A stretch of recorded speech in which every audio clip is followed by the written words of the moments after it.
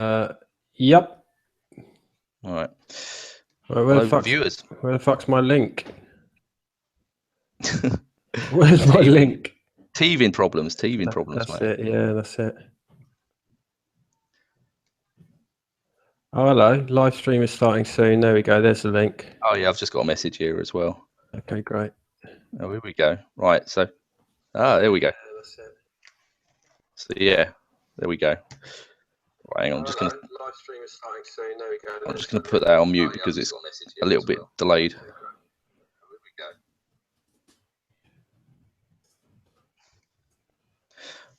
go. Right, so how do we tell how many people are viewing? We've got 10 subscribers today. Yeah, I know. 2 of those are us, but yeah. So we got 8. That's not bad going. Really? Yeah. Well, depends how much you want to grow the channel, doesn't it? Right, so 5 people watching. 5 people watching. So let's get the comments in, chaps. I assume they're all chaps. Can't imagine any ladies would be. Right. I'm sorted. So, welcome to the first episode of Sega Sessions. This was a me and Pete were obviously having a chat, and I think I've wanted to sort of host or Pete wanted to be on a sort of a live stream for some time, really. I think obviously, Pete, would you probably agree? Yeah, absolutely. I mean, it's not something I've ever done, but yeah, I mean, why not? Yeah. Especially with stuff like being on Facebook, these pages like Galaxy, Sega, and the rest. You're always interacting with people, but talking to someone one-on-one or on a live stream like this is totally different, isn't it? So yeah, definitely. I think obviously, I think the thing that I notice is that a lot of the people on YouTube, not YouTube, Galaxy, Sega certainly, don't necessarily look at regular YouTube videos or pickups. I think it's very much a sort of separate community.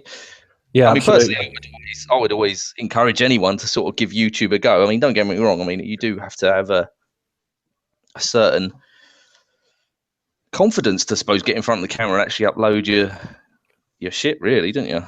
But yeah, I would say to anyone. Yeah, for sure. I mean, like personally, it just sort of came from having collected for years and always watched other people's channels, and it just gets to the point where you just want to get involved that bit more. Yeah. So I kind of started doing it from that way, but I was nervous for ages doing them. Like, I think getting used to hearing your own voice is a tough one.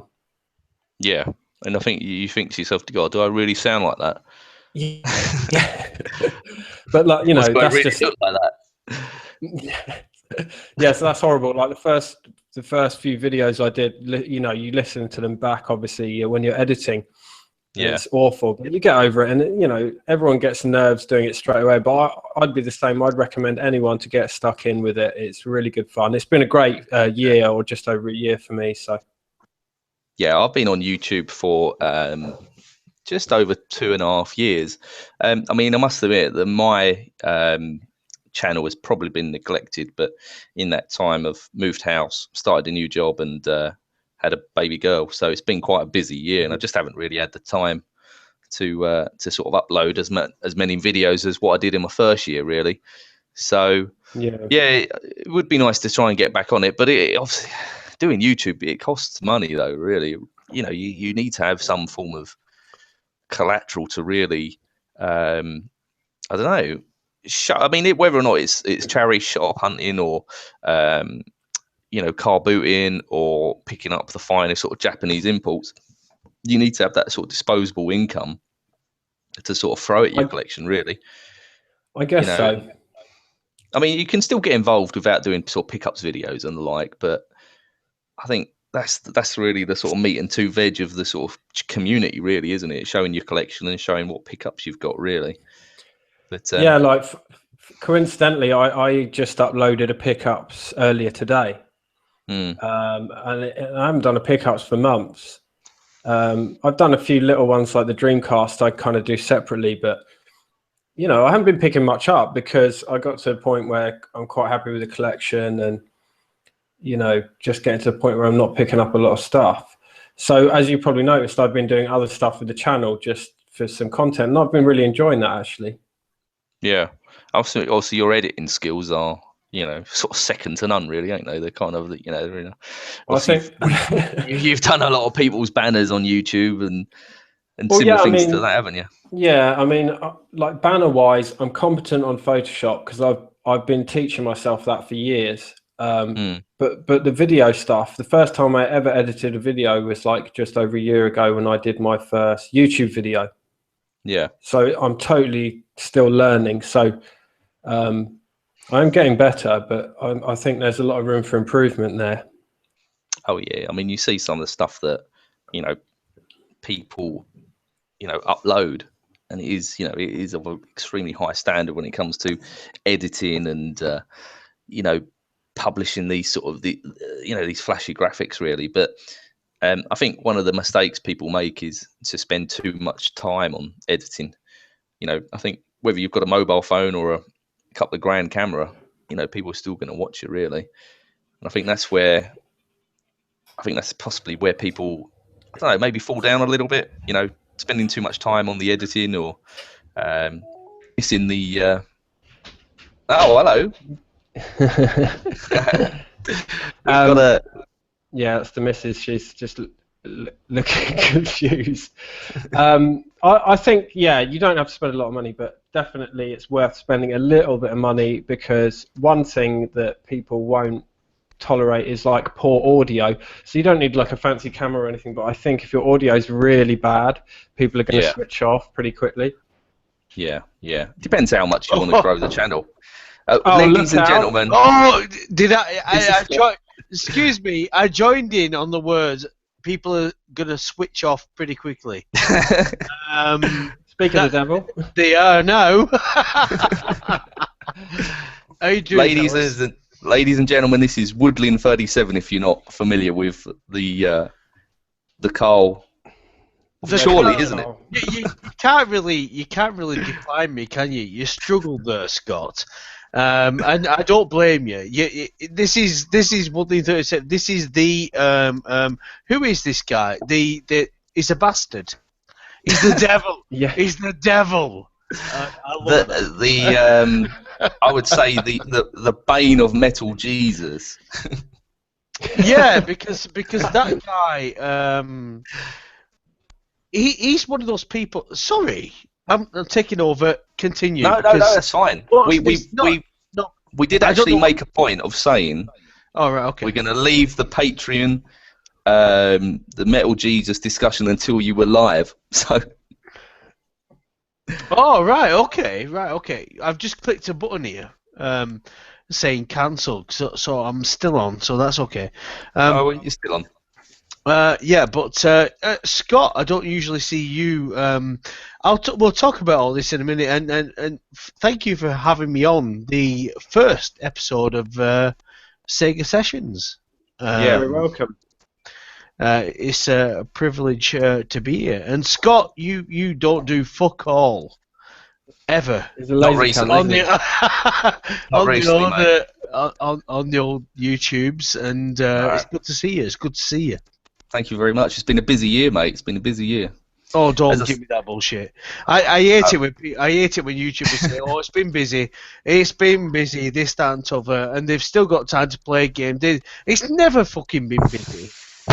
Just can't be bothered to make a video. It's never. Yeah, there is that as well. As well. Well, fair play to you. Scott's regretting this already. He is. I told him. I said to him, "I've had a few beers." I did warn him. I said, "I've had a few beers." No, come on. No, come on. He said, "Come on." But go on. We wanted to launch with a big name, and they don't come much bigger. Who's coming on? Who's coming on? I'm still waiting. That was my joke there, Pete. Bloody hell. Yeah. Like I said, Metal Jesus's invite was lost in the post, unfortunately. Yeah, I bet. That fucking bastard. What's the topics tonight, anyway? What kind of things do you want to talk about? What have I stumbled in on? And you know. Anything that, as you say, the GPOYT submit. So we're when you came on, we were just actually talking about sort of keeping your channel content going and what have you, sort and of fresh, really, isn't it? Yeah, like relying on pickups was a subject, and I was saying that recently because I'm picking up less, I've started venturing into doing other stuff. Obviously, you do a lot of gameplays, Woodlin, don't you? So yeah, well, no, it's funny you mentioned that. Actually, this is a very good question, because these days I had a comment from I'm not going to say quite a few people, but a couple of people that have contacted me saying, when you're going to do a proper video, which means me on camera, regardless of what I'm talking about, means me on camera, what I usually do, and I don't really have anything to talk about. I've no pickups. I don't really buy too much these days. So gameplays where it's at, and you know what, gameplay is one of those kind of videos where it's kind of the worst video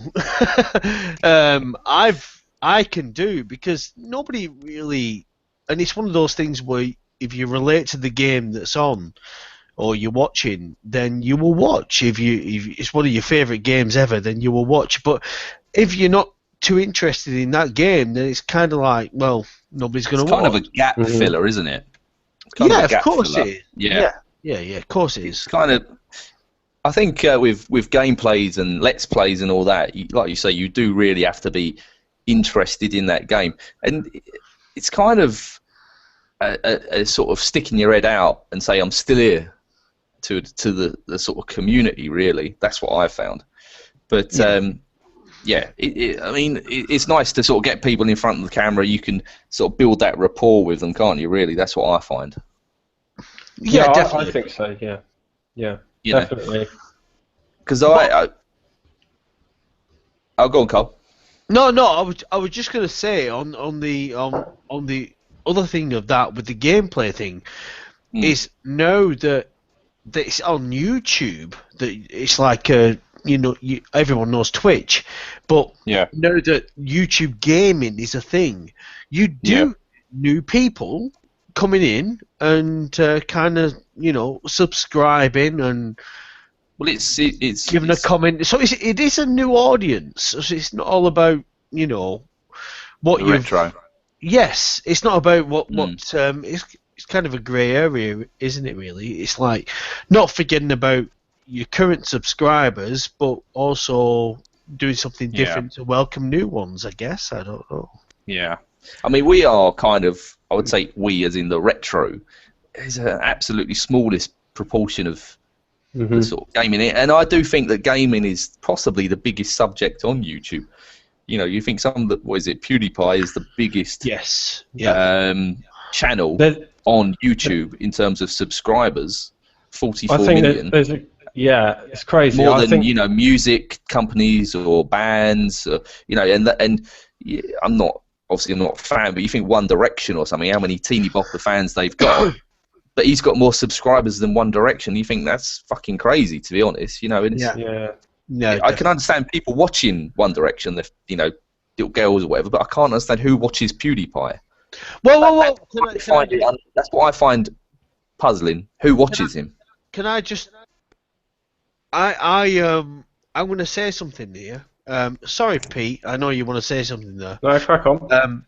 But I was a very big fuck PewDiePie kind of guy. Who the fuck is this guy? And do you know what's funny? I subscribe to him, and I think his videos are highly entertaining. And I'm going to say that right now. I'm no shame. I'm not ashamed of that just because he's big, but I really do think he's a funny, entertaining guy.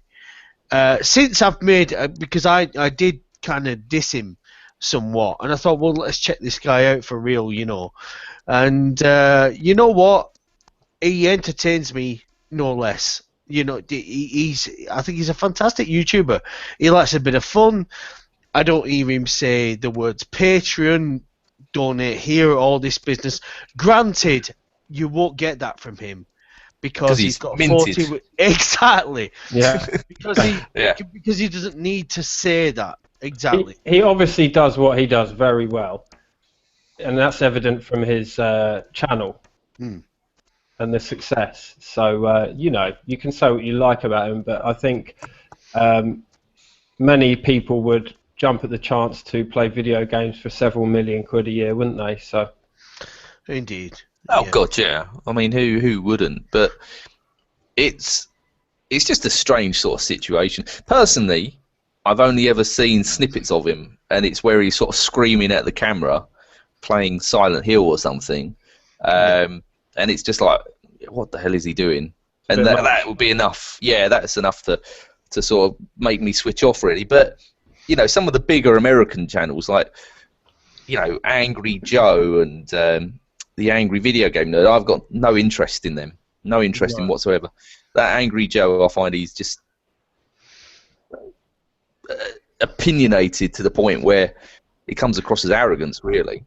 There are very few channels that I watch that have a lot of subscribers, and one of them has about 150,000. And I won't talk about him now because if we do discuss Patreon, I will bring him up because I know that my opinion is probably going to differ from your guys' opinion.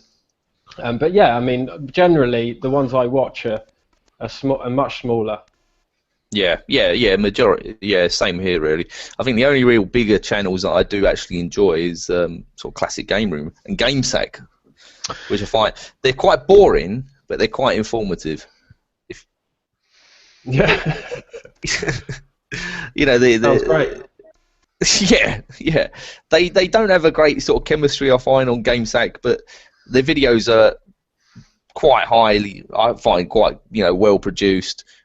Informative games, informative sort of videos really.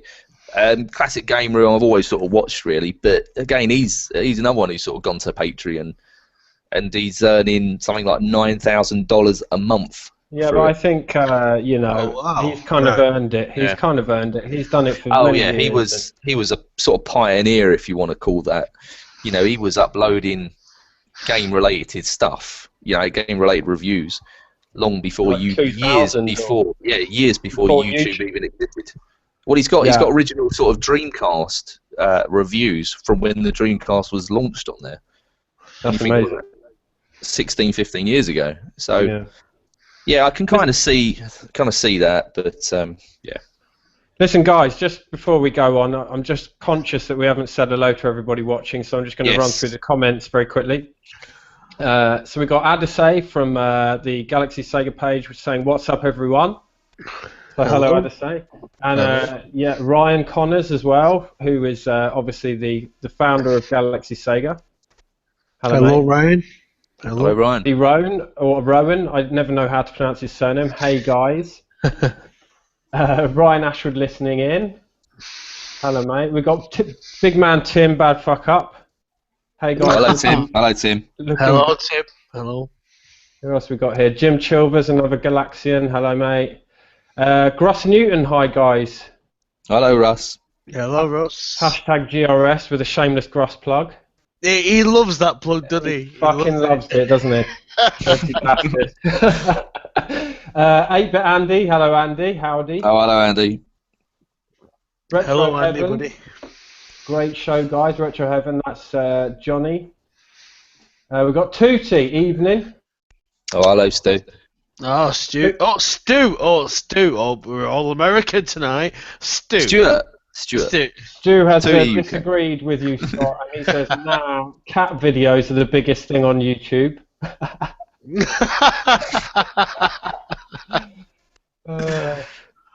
And he says, Pete needs to be necking them bottles behind him. Not much chance of that. Yeah, we had that comment, didn't we? Pete, we had that conversation before we went live, didn't we? You've got an alcohol problem, so. Yeah, I was saying, Carl, that job. Really? No. I was saying because it is his job. It is my job. Yeah, exactly. Thank you. And they're all gifts from work because I work in the wine trade, and we got another wine rack the other side of the dining room there, and it's we got so much wine, hardly ever drink, so it just piles up. But yeah, there you go. Hello, everyone watching. Anyway, thanks for joining us. Never mind that. What's the tipple there that you've got in your glass? I'm drinking Thatcher's Gold. Cheers. Thatcher's Gold? Thatcher's Gold. Is that? It's cider. What's that? I don't know what that is. Oh, cider, right. Yeah, it's bang on, it is. Somerset cider. Somerset? Down south? Yeah. Down south? It's really nice. Is it really nice? Yeah. What is your tipple then at the moment then, Carl? Well, tipple at the moment, I mean, what I'm drinking tonight, which I'm going to get another one in a minute, and is Coors Light. But if you're asking me what my favourite ones are, it's Peroni. You can't beat that. No. Birra Moretti. Birra Moretti, that is the one. That is the one. You cannot beat that either. I mean, come on now. Those two are really, my favourite, if I'm honest. I'm going to go for a bit of a left field one as well. I really like a Sing Sao. Have you heard of that? Oh, yes. Yeah. Yes. I think that is a Thai beer, but it's very, very nice. Well, the Thai, Ian, do you know Ian? Bangkokian Ian? Yeah. Oh, yeah. You know, he's been doing some really great videos recently with the Theta S. Oh my god, it's amazing. Oh my word. This thing is the future of video making, because it is absolutely phenomenal. And he sat there, his latest video, for instance, he sat there and he's talking about a video response to Matt's Soulful Retro, but you can rotate the camera and see the world go by and people watching him, and he's got something that is fantastic. Yeah, well, that Theta, is it called Theta S 360? It's Theta S, yeah. 360. Yeah, I looked them up because I 300 quid. Yeah, I know. 300 quid. I thought I'd like one of those. I thought the same. And I thought, well, it's not. I haven't got that kind of cash. It's funny. The first time I ever found out that these 360 videos existed was the other day. I saw it was some kind of jet fighter they were in, and they had this. Yeah, I saw the link. Yeah. And you can just move your phone round, and it goes round and I just thought, fucking hell, I can't believe this exists.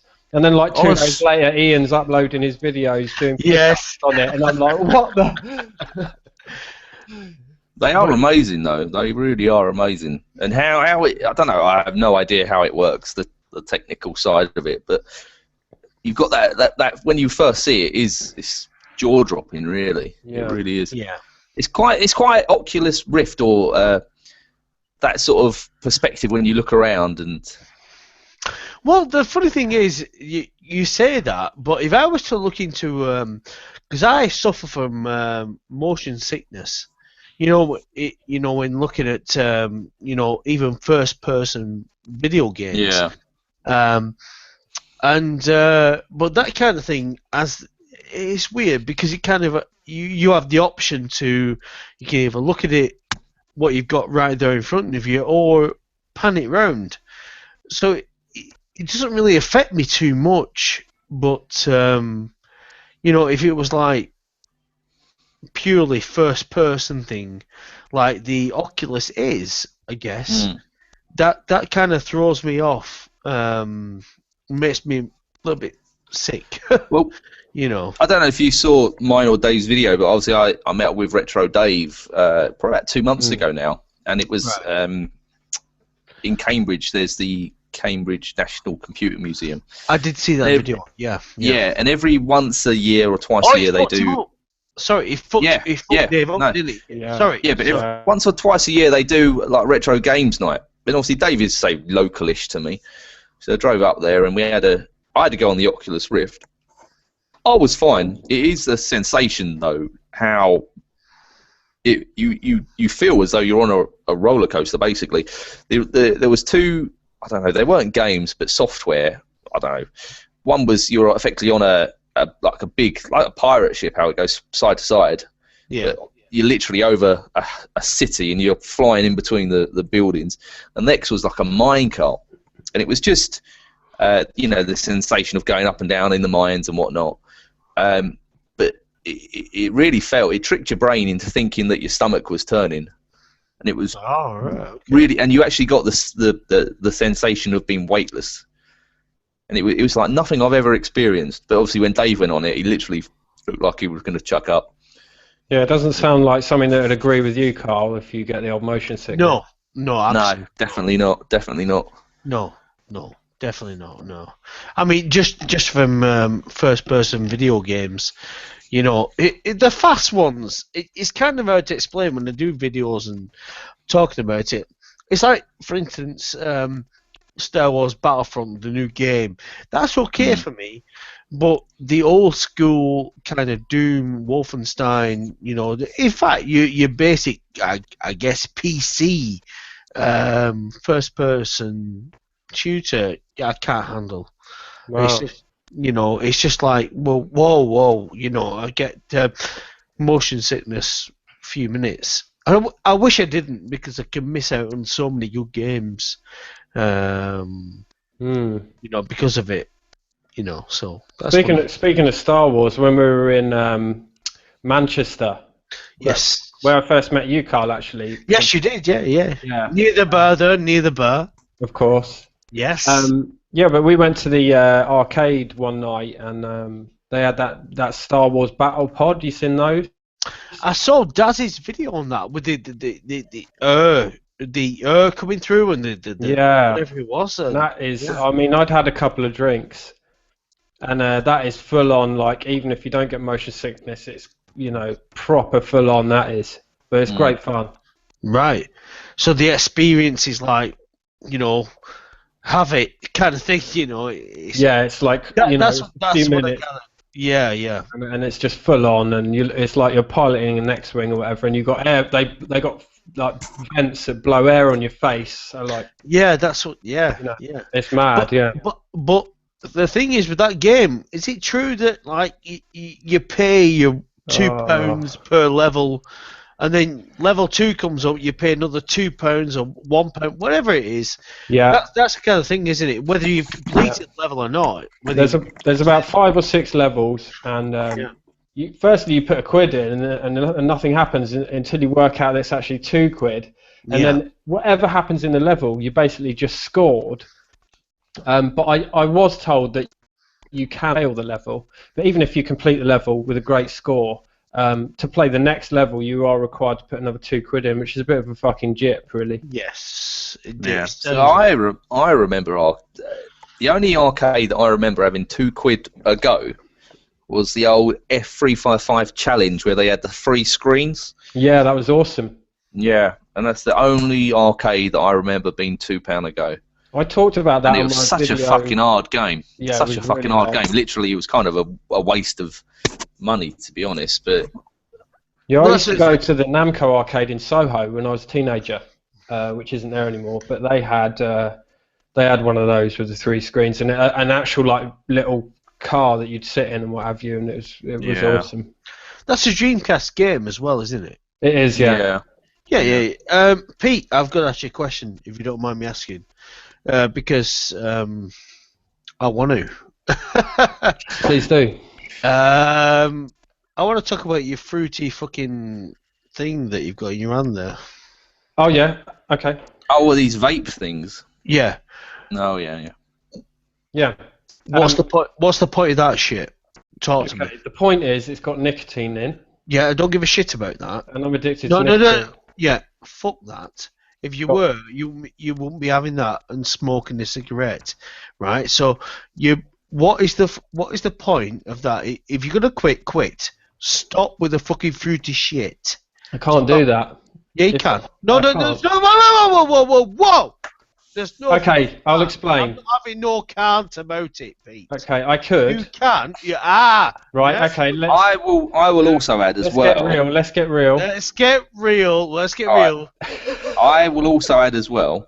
I have no issue with anyone smoking whatever stuff they want, but with those vape things, when you're following someone from you know, if they're walking, say, 5 steps in front of you, and you'll be like, you mean stalking someone? Yeah.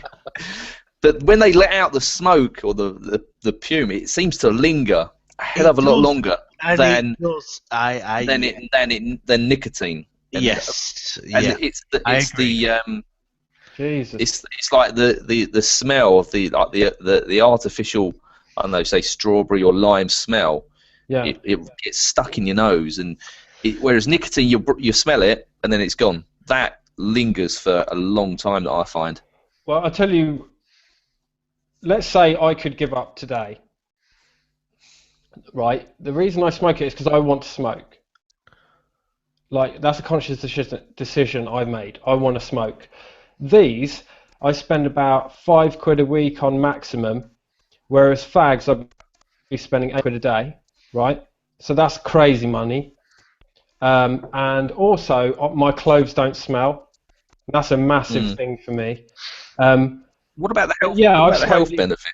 I smoked 20 fags a day for 16 years, and I've smoked these for about 4 or 5 years now. And I just like smoking them. I know it's kind of a way to wean yourself off, but I look at it as more as I just smoke these now. Can I ask you a question No, listen, I'm not saying I'm perfect, because you could turn this on its head and say, well, you like a beer, how did you get into that? But I have never been pressurized into smoking, peer pressure or any otherwise, from being young. And I've always thought, no, I'm not having that. That's a stupid habit. I'm not doing that. And of course you could say, well, why'd you have a few beers there, Cal? I know that. I know it's not about that. I'm on about smoking. And how the hell does somebody? I've never tried it. I've never wanted to try it. Peer pressure has never got to me, and I've been offered it in the past at school. Blah blah blah. How the hell does somebody try and smoking? How does it happen? Well, it's an interesting one for me, because I think a lot of people start smoking from peer pressure. But for me, I have always been 100% immune to peer pressure. No one is going to tell me, oh, you should be doing this, blah, blah, blah, blah, blah. Never have, honestly. I say that with total honesty. When I started, it was because we were actually, when I was in Scouts, we used to go on Scout camp, and it was pretty much through boredom. Yeah. And we'd smoke. That's it, really. I never thought it was particularly cool or anything that some kids seem to. It gets addictive, though, doesn't it? I mean, obviously, it gets addictive. But... Well, I've got I'm going to be brutally honest, which I don't know if is a sensible thing to do on a live stream. Absolutely. I'm going to be brutally honest, right? I have a super addictive personality, and I know myself very well. So I bet you don't like. I bet you don't like Dreamcast games. I bet you don't. I bet you exactly, don't. I hate them. I just constantly fucking buy them. Sorry, God. I'm sorry to interrupt. No. So, I smoked, and then I quite seriously drank from the age of about 14 to 19. Wow. And then I stopped drinking, and I didn't drink for years, not even a drop. And now I can have, 1 or 2 every now and again, which is why all this alcohol piles up, because I'm not much of a drinker. And I also smoke weed every day for 10 years, like morning, day, and night. Okay. And I haven't done that for about 4 or 5 years, which is the best thing I ever did, giving that shit up.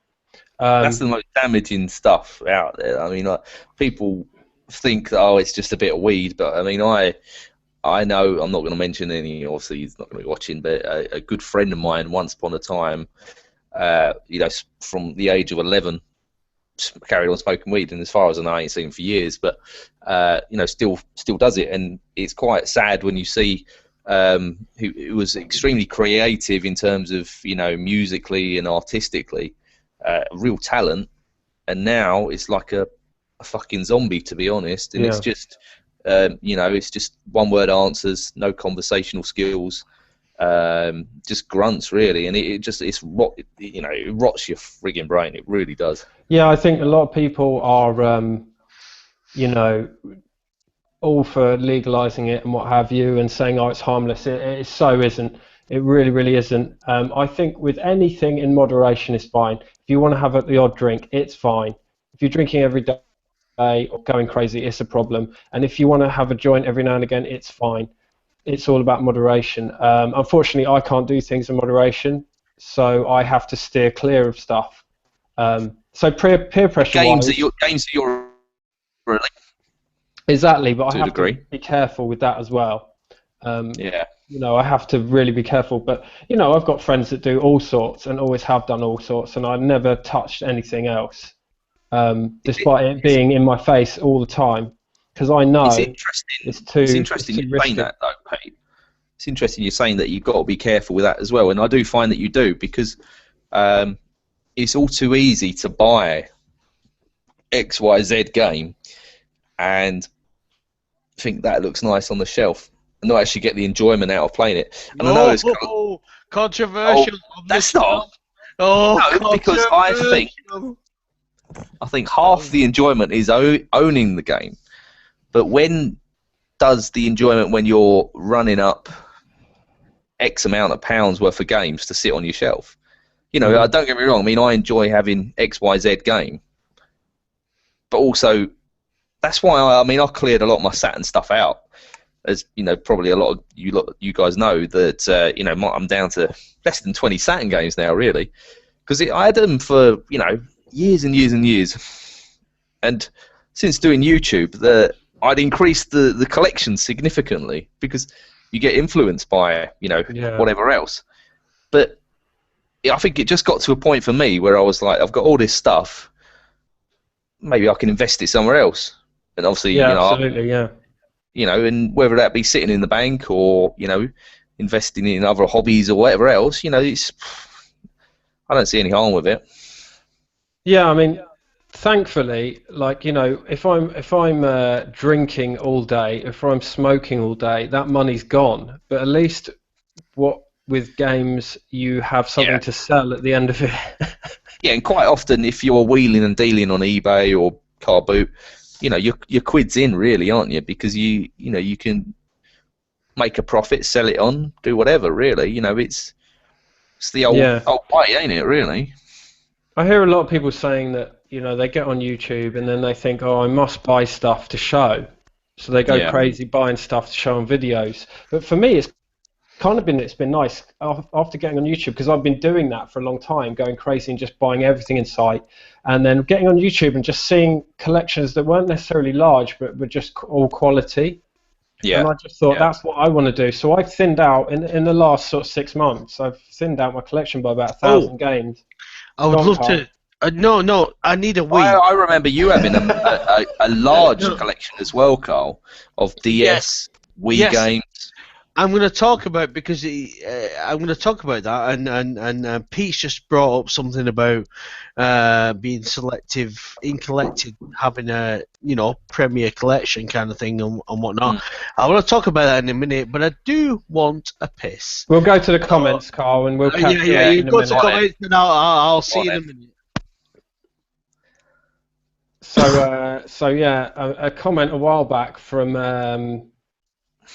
Oh, we got some new arrivals. A comment a while back from Ryan Ashwood. He wants to know how Carl got his cat up there. Did you notice the cat, Scott? The cat?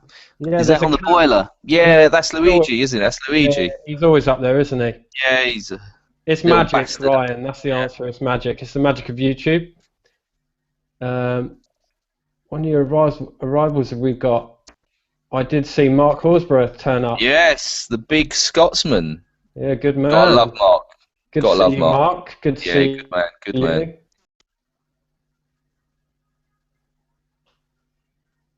Adesai say he shares the thought about the collection. I know he's been thinning out his collection lately. I think he went through a spree of sort of going a bit mad and saw the error of his ways. I don't think there's anything wrong with having a big collection. It's different strokes for different folks.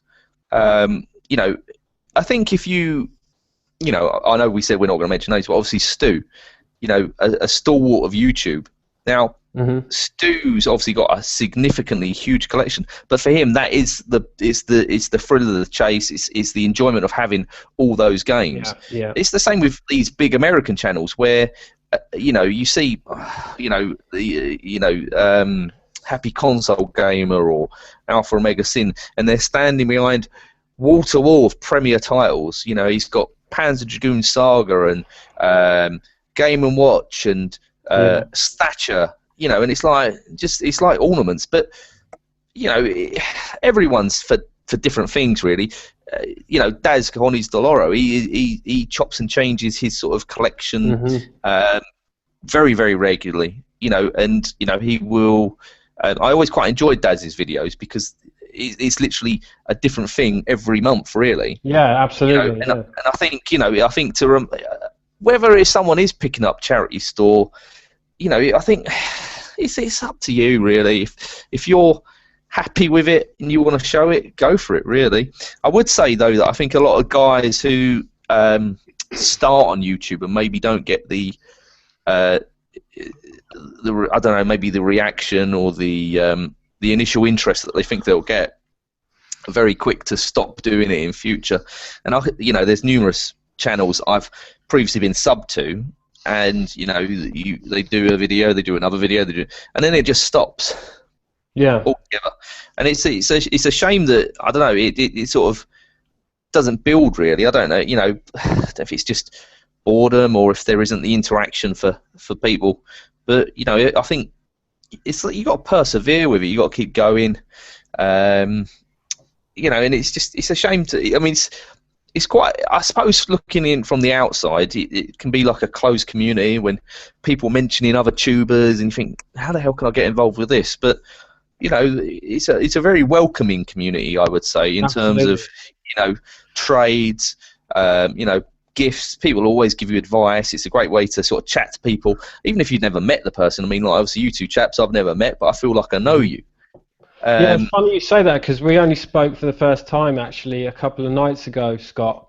Yeah. And it's just like we know each other already. Yeah. Yeah. I mean, about a year or so ago, I went to Play Nation Games, with Ocarina fella Carl and Retro Dave. I'd obviously met Dave before, and first time I met Carl, but there was also Big Rob, Tino 777, Daz Conis Deloro, Jay Cybersnake, Shock 16, Daz Dow the Retro Godfather, and it was I'd never met those guys, but as soon as I'd seen them, it was like I knew them already because I watched their videos.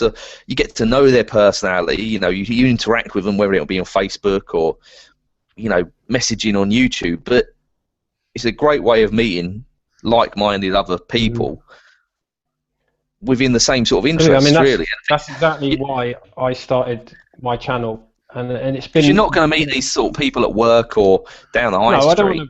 I don't want to bore my friends talking about, oh, look, check out this Sega game I bought. They don't give a fuck. Whereas like-minded people do. And, the reception I got, I was absolutely blown away. Because I went to Blackpool very early on. I've been on there a few months, and everyone was so welcoming. I met so many people that, I'd watched. And a lot of people knew me, my channel, which I was really surprised by. So then, when I met you, Carl, in Manchester, it's kind of, just hello, and there's no awkward sort of introduction or anything. It's great, really. Yeah, it wasn't awkward at all, was it? It was like you say, you feel as if you know them because you've seen the videos and you've got that kind of rapport with them, really. Even though it's not not a real, you've never met each other, but you still feel that kind of same thing. I know exactly what you're talking about there because I've met so many YouTubers going to events. I say events like I've gone to millions. I haven't. Just to Manchester, just to Blackpool. Met so many good people there, and they're just the old cliche. They're just like they are in the videos. Yeah. That's exactly what they are, though.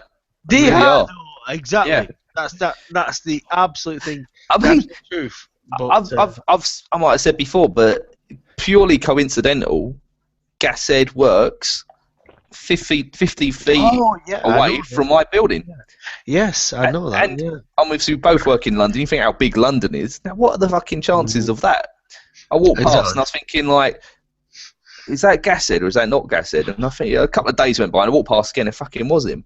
I PM'd him on Facebook and I said, do you do whatever you do? And he was like, yeah, that's me. Fucking bizarre situation. But, you know, he's exactly the same, like you say, in real life. A prick. Yeah, exactly. But it is as the old cliche saying goes, it's a small world because Smooth MJ, Malk, some of you might know. You know, he commented on one way back when, commented on a video. He lives in the same town as me. I've been to see him, been to his house. We played some video games on his PS4. Went to cinema together recently. Top guy. And who would have thought you meet somebody on fucking YouTube via video games, same town? Absolutely amazing. I think there's definitely more positivity in the community than there is negativity. And obviously you get the bad eggs and you get the trolls and whatnot, but you know, overall, everyone is, you know, 99% of the people, like in general life, you know, you're going to get arseholes, you're going to get nice people. Yes, yeah. 99% of the people are fine, upstanding people, I've always found. Yeah, like 1 in 3 people on a live stream is bound to be a cunt. Is that statistically? Come on. Who's that going to be? Let's work it out. Who's in the stream? Yeah, that's me. But who's in the stream? Who's commenting? Is there any comments? Let's get some comments. You missed a great comment asking how Luigi got up on the boiler there, or the cupboard. Well, that's an old bloody comment, that, isn't it? It's an old. Oh, he's still there, actually. He just jumps. It's nice and warm up there, ain't it? Yeah, he's a cat. He jumps. There's no other explanation rather than that, really. We got an interesting comment from Stu here, saying he doesn't know why people are so interested in other folks' stuff. No offense, Scott, Pete, or Carl, but I couldn't give 2 fucks what you do with your stuff, and I totally agree. Yes. People are too quick to say, "Oh, you shouldn't do this, you shouldn't do that." And you know, it's nobody's fucking business what you do with your collection. No. It's all. The thing is about that is that it's all personal preference. Of course, nobody should tell you what to do with your stuff. But when you, and that's fact and whatnot. But when you put yourself out there on a platform that other people see, which is YouTube, then you've got to kind of accommodate other people's views on what you're doing. Some of the people might not agree with what you're doing and whatnot, and you know, I think that if you collect, you collect, and you know, if you play, you play. If you have whatever it is, but when you put yourself on YouTube, you've got to kind of not accept, but you've got to kind of accept that you're going to get a bit of criticism. Yeah. You've got to take that on board. You've got to take that on board. You can't just say, "Oh, you're a fucking douchebag. You're a cunt," whatever it is. I think it's how it's worded, isn't it? Really. I mean, if you get a comment from someone you've never seen before, and it's probably a bit on the negative side, I think your back's already going to go up and think, "Who the fuck are you?" Whereas if you get a comment from, say, you know, another tuber that's maybe disagreeing, then you take it with, yeah, because you have that rapport with them. You know how it's worded, you know how it's said. But yeah, I totally agree. I mean, at the end of the day, what people live in a different house to you. People drive a different car to you. You might not like that house, you might not like that car, but they like it. So it's exactly the same as, you know, what system to collect for, what your focus is, and you know what you hope to gain. The only thing I would say that I think is important if you're, you know, not even on YouTube, just collecting in general, is to have and I fucking hate the word, is some kind of focus though, because otherwise it can just get you can find that you get pulled in different directions. Yeah, I mean, you guys have obviously been on YouTube a while longer than me. Do you get many negative comments? Not really. I don't do enough. No. No, well, I mean, I do. I mean, I do, but you see, the thing is that with me is that I kind of, in a funny kind of way, I kind of like trolls because they're kind of funny and they make me laugh.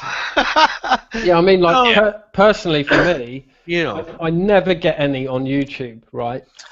Because I know most of the people who watch my channel. But if I post a link on like Reddit or certain Facebook groups, I get these fucking people coming out the woodwork. I had this guy the other day, and I did you guys see I showed my full Dreamcast collection, right? Yeah. Yes, yeah. I've watched in the video. Yeah. Okay, right. So I named the video Full PAL Collection or Full PAL Set and More.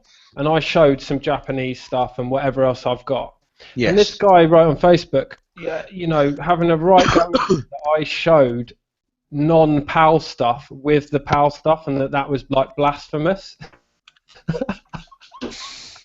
Well, fair enough. How bloody dare you? I know. What the fuck was I thinking?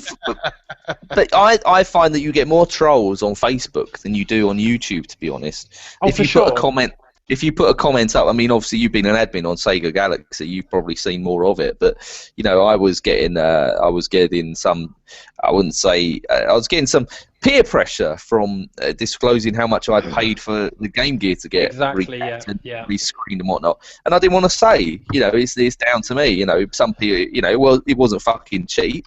Sorry, can I just interrupt you, please? Why did you not want to say? Can I just ask you that question? I just didn't think it was I would probably say to you guys one-to-one, but I just didn't really want to put it out there on a sort of Facebook group. Well, really. You did. Why would you not want to put that publicly? He didn't say to me one-to-one how much it was.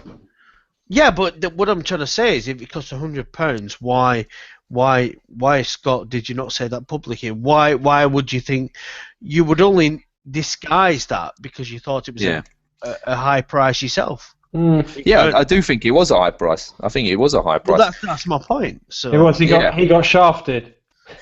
I don't. You got butt fucked. That's what you did. Yeah. I mean, if I choose to put my money wherever, really, it's your business. But what I know would have, what I know would have happened is if I had put the amount up there, it would have been a fucking load of, you did what? You paid what?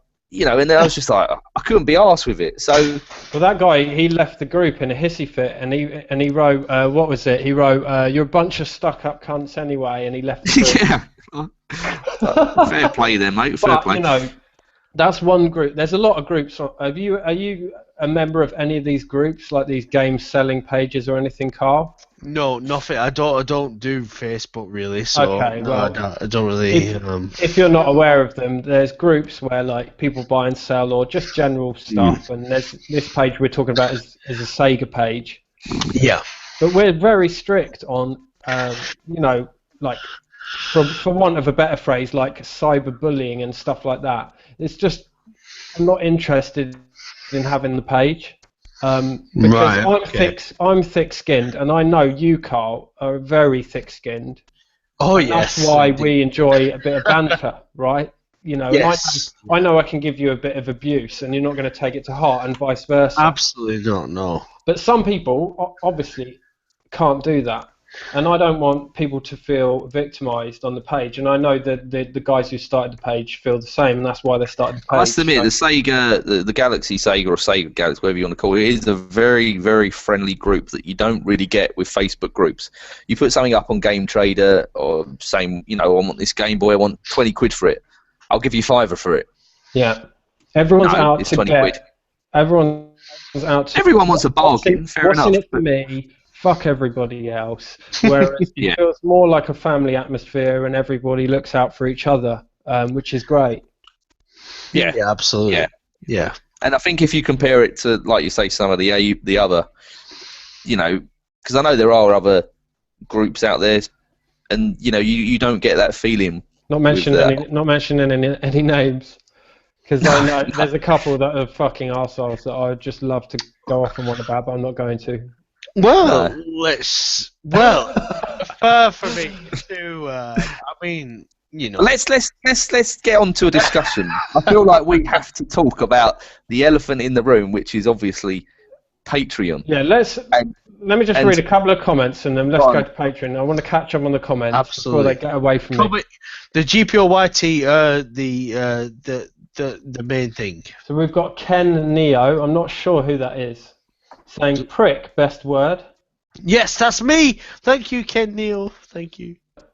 Seal of approval. Mark Horsburgh says he's still in therapy after meeting you at Blackpool, Carl. Oh, Mark, what do you know to him? Do you know what? He's become the most miserable bastard on YouTube. He really has. I said to him the other day, I'm not talking behind his back. He said, I said, you bloody miserable bastard. Oh, he's done another video. Hello, people. I just want to share my... Get a grip, Mark. Fuck's sake. Jesus Christ. Get a bloody grip. Carry on. Hello, Mark. Speak of the devil, we've got Bangkok Ian. Oh! Hello, Ian. Hello, everybody. Yeah, you do need to check out his... for everyone that's chatting in the comment box there, click on his name and, you know, I'm not going to say subscribe, but watch his videos. I will say so. He's a nice guy, though. Yeah, subscribe for sure. Yeah, exactly, because he's you need to see his videos because they are the future videos and they kind of, you need to watch them. Just watch them. Yeah, fantastic. They're amazing. Give it a search. Yes. Yeah. We've got Aidan Game Taff says, evening you sexy fuck. Why is Carl in there? He's about as Sega as Crash Bandicoot. Well, the thing about Aidan is that he doesn't. The thing about Aidan is that he thinks he's big time. I know he does, doesn't he? He does think he's big time, and he hates anybody getting any kind of limelight whatsoever. And I like Welsh people, but it's just not him. The cunt. So carry on. I love Wales. I think it's beautiful. It is a beautiful country, and I like Welsh people. Just stunning. Speaking of Aidan being too big for his fucking boots, he's bossing us around here.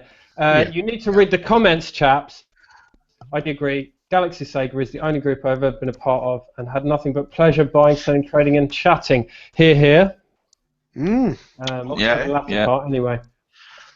I don't know that group, so. Yeah. No, he talks the truth though. I mean, like I said, it is a good group that, you know, the admins do jump on the idiots very quickly. They're not there. They're not left to stew away really. But that's a good group. We got Bangkok Ian blushing now, Carl. He's a good guy. Good videos. Blushing from the flattery. But yeah, great channel. Everybody check him out. Yeah. Subscribe to him. Watch his recent videos and then turn the camera around with his amazing. You'll know what I mean when you do it. For sure.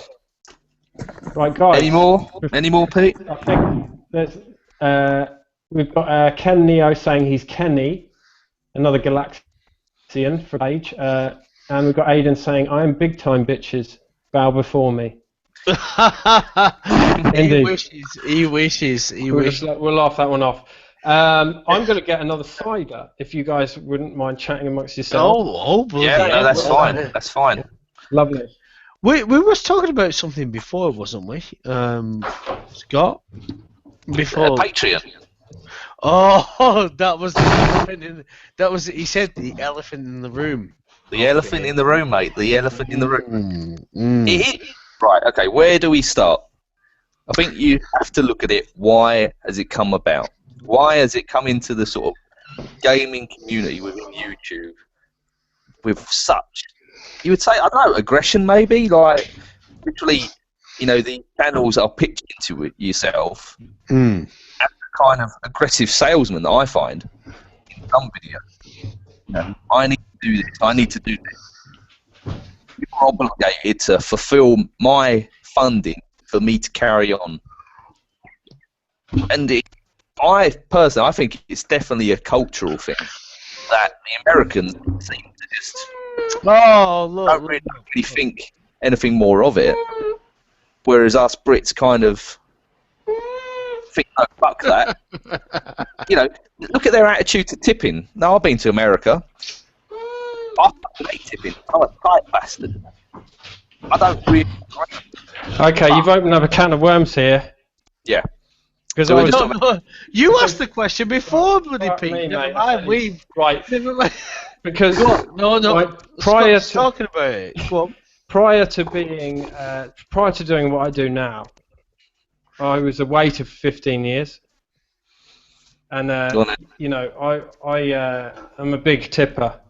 I was even before I started that job, but I'll tip taxis, I'll tip my hairdresser, I'll tip my laundrette. I give fucking Christmas presents to the pharmacy where I buy my like cigarette thingies. I'll fucking take Christmas presents to the laundrette. I'll tip everybody, and I think it goes a long way. I tip if a guy delivers me a pizza to the door, I'll tip him. Well, most people do. No, but I don't think they do. Yeah, no, I think they do. I hope they do. No, the last thing, pizza to your door. I think the difference is with us and the Yanks is that obviously there is a minimum wage in this country, whereas I might be incorrect, but I'm pretty sure in America there is no minimum wage. So I appreciate it's much lower if there is one. Like $2 an hour or something, but and I appreciate that obviously these guys, they need the tips to survive to a degree, but that influence has come into this sort of country, and obviously we're going on a different direction. But in terms of Patreon, I think they're as a culture, they're much more happy to give their money to something that they feel is a worthwhile cause. Not talking about charity or anything, but what I with Patreon is that it's the Shock 16 summed it up perfectly well when he said that these channels are in front of a camera, which probably cost a couple of grand, saying, right, I need your Patreon to carry on what I'm doing, to carry on what I'm giving you, while surrounded by $15,000 worth of games. And it's like, well, if you need to carry on, sell some of your shit. These big channels over 150,000 subs, they get stuff sent to them for free by, not just the viewers, but by development companies wanting to review their games, wanting to promotion. They get money through ad revenue. I don't care if the ad revenue's gone down or if it wasn't what it used to be, but it's the constant, I need your money to carry on what I'm doing. No, you fucking don't. You're doing something that doesn't cost anything.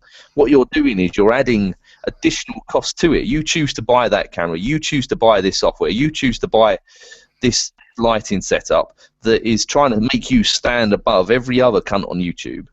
And the reason you stand above every other cunt on YouTube is because you've taken the time to stand above every other cunt on YouTube.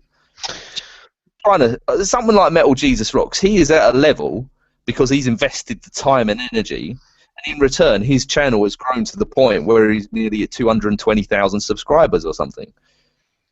I don't know. That's my take. I mean, I think my opinion is different to yours, in that I think that it can be a good thing.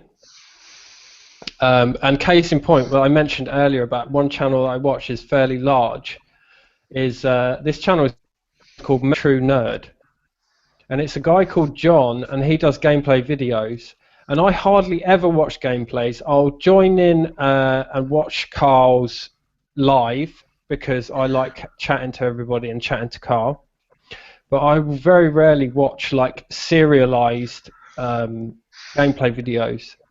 And this guy, he does videos, and he got quite popular because he does Fallout playthroughs, like Fallout 3, Fallout New Vegas, but under really strict rule sets. So he completed them with one life, one health, no healing, the whole fucking game. And if you've played Fallout, you know that that's mental. Well, there are people out there that I'm not subscribed to him, but I was chatting to a chap at work, and he was saying about The Completionist.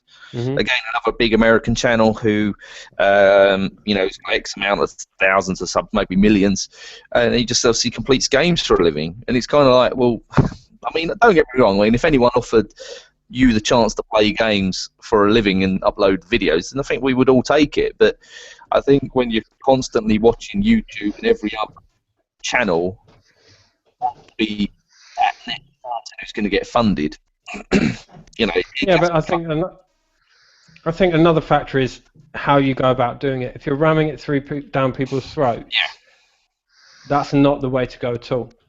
No, this guy John, he's a British guy. This guy John, and he was working really, really hard, and he's doing videos for about 2 years, and it got to the point where he just hit 100,000 subscribers, and he said, "Look, I'm getting to the point. If I got 100,000, I think I can try doing it full time as a job." And he quit his job. And he said, "If you want to donate to Patreon, you can." And he never mentioned it again after that. It was the once. Yeah. And loads of people donated. And he now does it full time. And he's just got about 150,000. And he's got a great channel. And he does it full time. And he doesn't push it. I think that's the perfect way to do it. Yeah, I think if you are going to implement it into your channel, you leave it as some kind of tip jar for someone to just leave you a couple of dollars or a couple of pounds, just to show their appreciation. None of this tier 1, tier 2, tier 3 bollocks.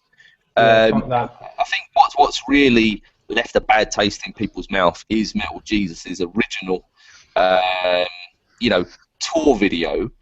And fair play to him. I mean, he still got it up, and it's still worth watching. Because he's kind of like, is he actually doing it, or is he not actually doing it? You don't know. Don't necessarily know if he's doing it as a piss take or not. But you know, he goes on. You know, he's like, "Hi, my name is Jason. I am the Metal Jesus. And I'm here to tell you why you should fund me." And it's kind of like, okay, fair enough. Anyone who could turn water into wine, it makes you suspicious why they need Patreon. Yeah, I mean, surely that's a business in itself. Yeah. But I mean, you know, his idea was the funding through Patreon. He wanted $50,000, which is obviously the equivalent, I don't know, £35,000 bullshit to go on holiday. 35 grand to buy an RV, you know, similar to what they had in Breaking Bad, the recreational vehicle, whatever. To tour America, he was going to meet up with his fans. If you donated something like $100 a month, you could become part of the Metal Militia. And he would enter you into a group where you could potentially win this little medal. Who's got $100 a month? Like, disposable? Come on.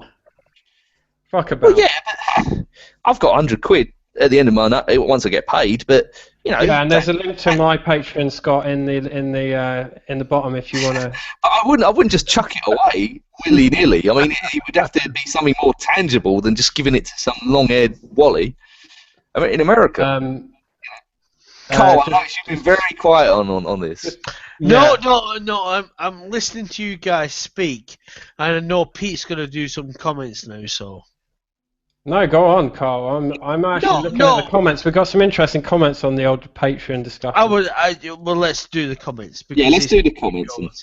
Yeah. GPOYT. Game Taft, Aiden says you can subscribe to his Patreon to Skype him. Ha ha ha. Indeed. Or you could buy Stu Tutti UK's friendship. Yes, exactly. I know what he's saying. That's definitely worth your money. Yes, it is. Ian,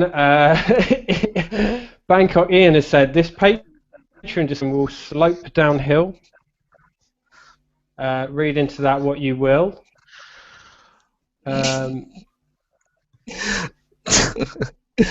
Yeah. Carry on, Pete. Oh God, I'm scrolling down too quickly. Yeah, Mark Horsburgh.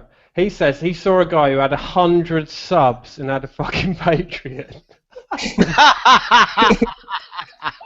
That is amazing. For 100 quid, how much do you expect? And do you know what the next two comments after that are? Oh, go on. The first one is wow, and the second one is faggot. Fair play. I mean, I would probably subscribe to someone's Patreon if they had a fucking 100 subscribers. I would donate. No, just for 10p a fucking month or something. I mean, Metal Jesus works out that he can get potentially, even if 2.5% of his sub base, which is, I don't know, 220,000, so 5,000 subs are subscribed, paying him $1 a month, and he can work out 1,500, 200, 2 grand in terms of dollars a month or something. But for 100 subs, how much are you expecting to actually get for that? But I know. Go on. Sorry, Pete. Carry on. No, I want to hear Carl's opinion on the whole thing. No. My opinion on the whole thing is, obviously, I like listening to people, listening to the views and whatnot. I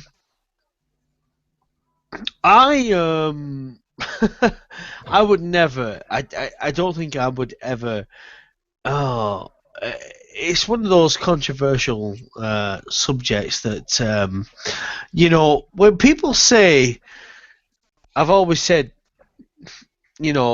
about playing video games for a living and all this, and then people have always said, oh well, if somebody paid you to play video games for a living, kind of thing.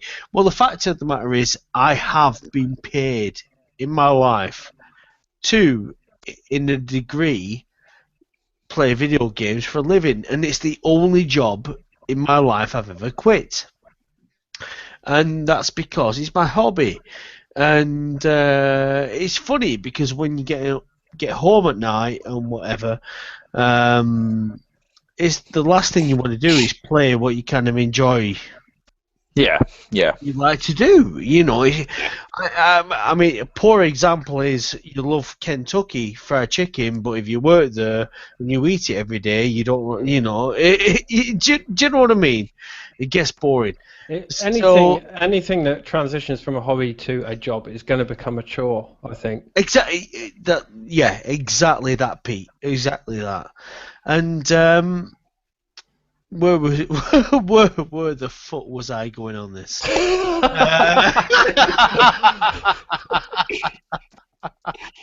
Yeah, I have no idea now. Oh, the Patreon. Yeah, Patreon. Yeah.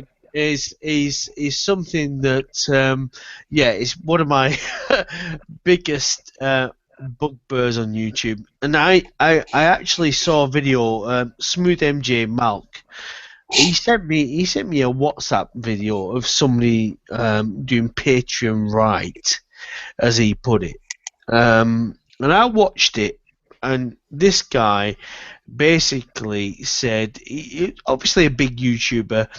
And he said, if you want to donate any money, it goes to charity, a certain charity. You've always said in your videos that you would do it. I've always said this, yes. Fair play. Scott, I've always done this. I've always said this because, even, today when you walk across the street in Manchester or whatever, like I could do, I would never give them money. Never give them money because they could have bad habits, drug habits, whatever it is. But nobody can ever turn down a sandwich, or a pasty. Yeah, that's what I do. I never, for example, buy a big issue. I buy a sandwich. Exactly. I had a tramp actually throw me a McDonald's sandwich because he was waiting outside McDonald's. And he was sitting outside, and I thought, right, you poor bastard, I'm going to buy you a bacon sandwich. And I went and left the store.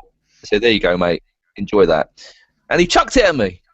And he was probably a Muslim. You bought him a fucking bacon sandwich. He was a Muslim, you can't. Yeah. Well, how dare you? What kind of man are you? You know what I mean? Bang out of order. Yeah. Fuck that. Well, no, it's just one of those things, if you're gonna do a Patreon, a lot of these channels on YouTube, in short, a lot of these channels on YouTube, they already earn income from the ad revenue, which we already know.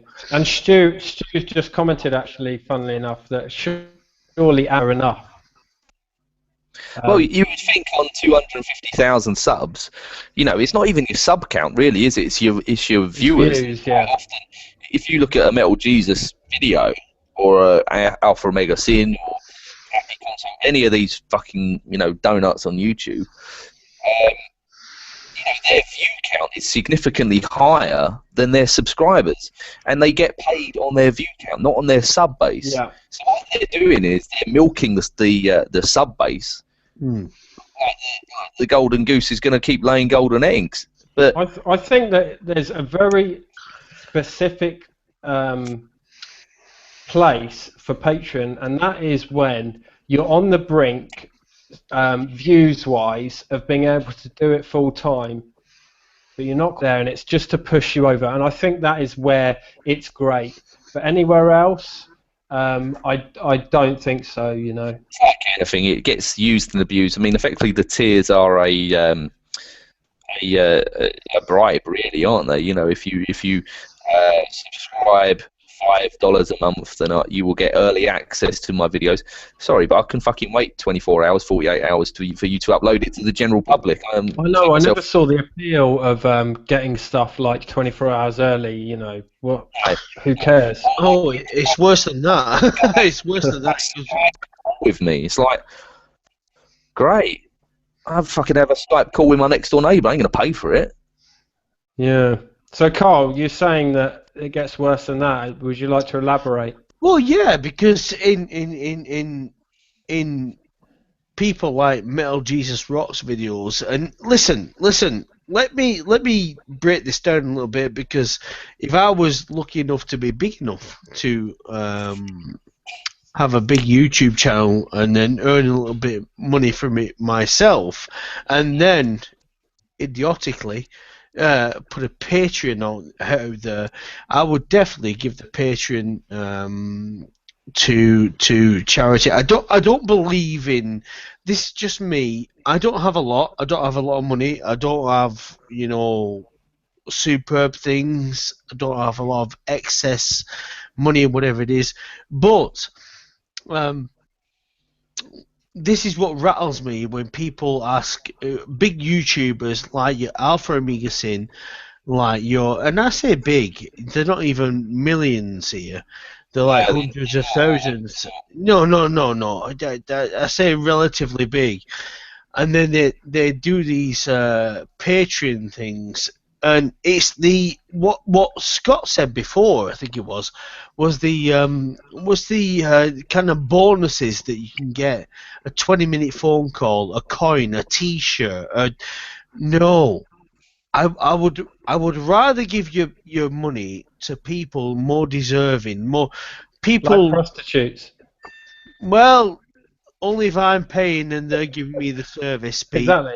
But do you know what I mean? I'm not like some righteous kind of guy that's like saying holy shit. But I'm not one of those. I'm just saying that there's better causes out there. For sure. And people. But do you know what's wrong, Pete? Is that when you watch these videos that Metal Jesus does, I mean, we're using Metal Jesus as an example here, and I want to say he's the most prevalent in it, though, isn't he? I mean, the fact that he's done 3 or 4 videos asking for Patreon, you know, it makes him a target, doesn't it? Really, the fact, I mean, he obviously did one 10 days ago.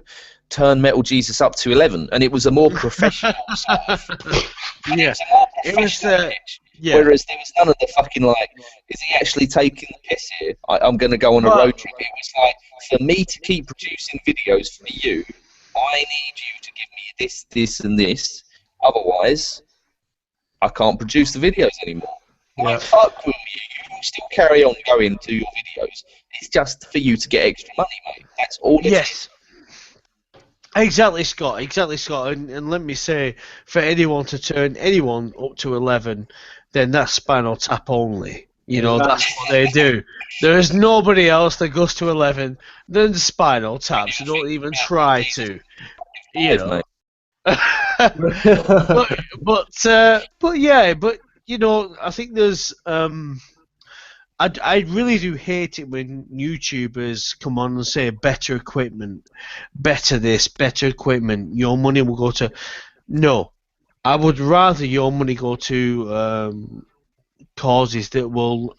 I'm not saying, like I said, I'm not like, oh, always me, charity guy.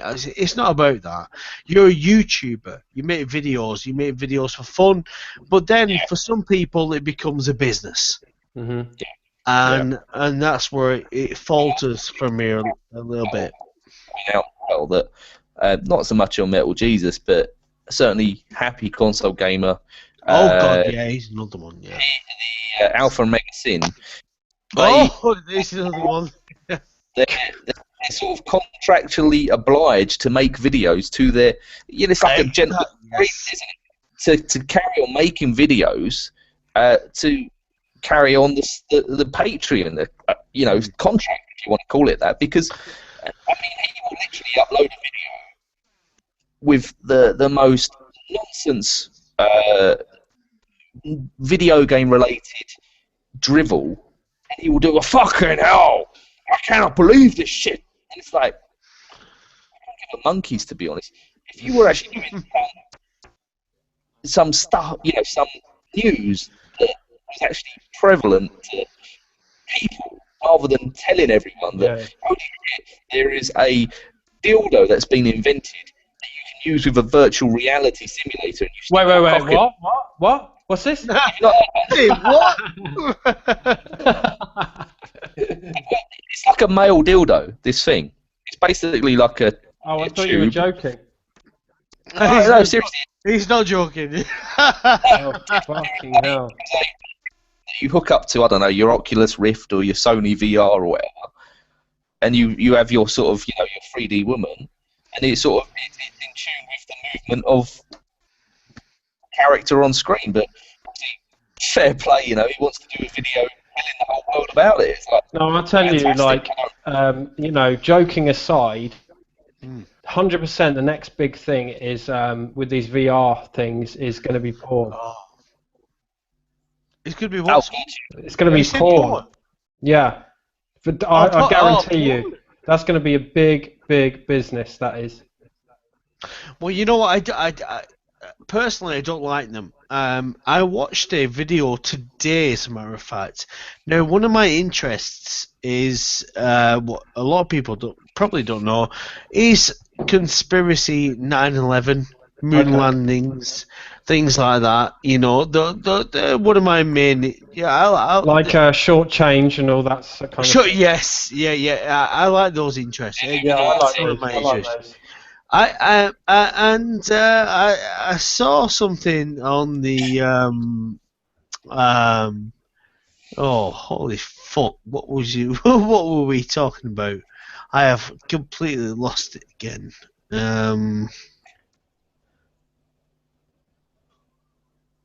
we talking about virtual reality and porn? And does that ring any bells? No. Right.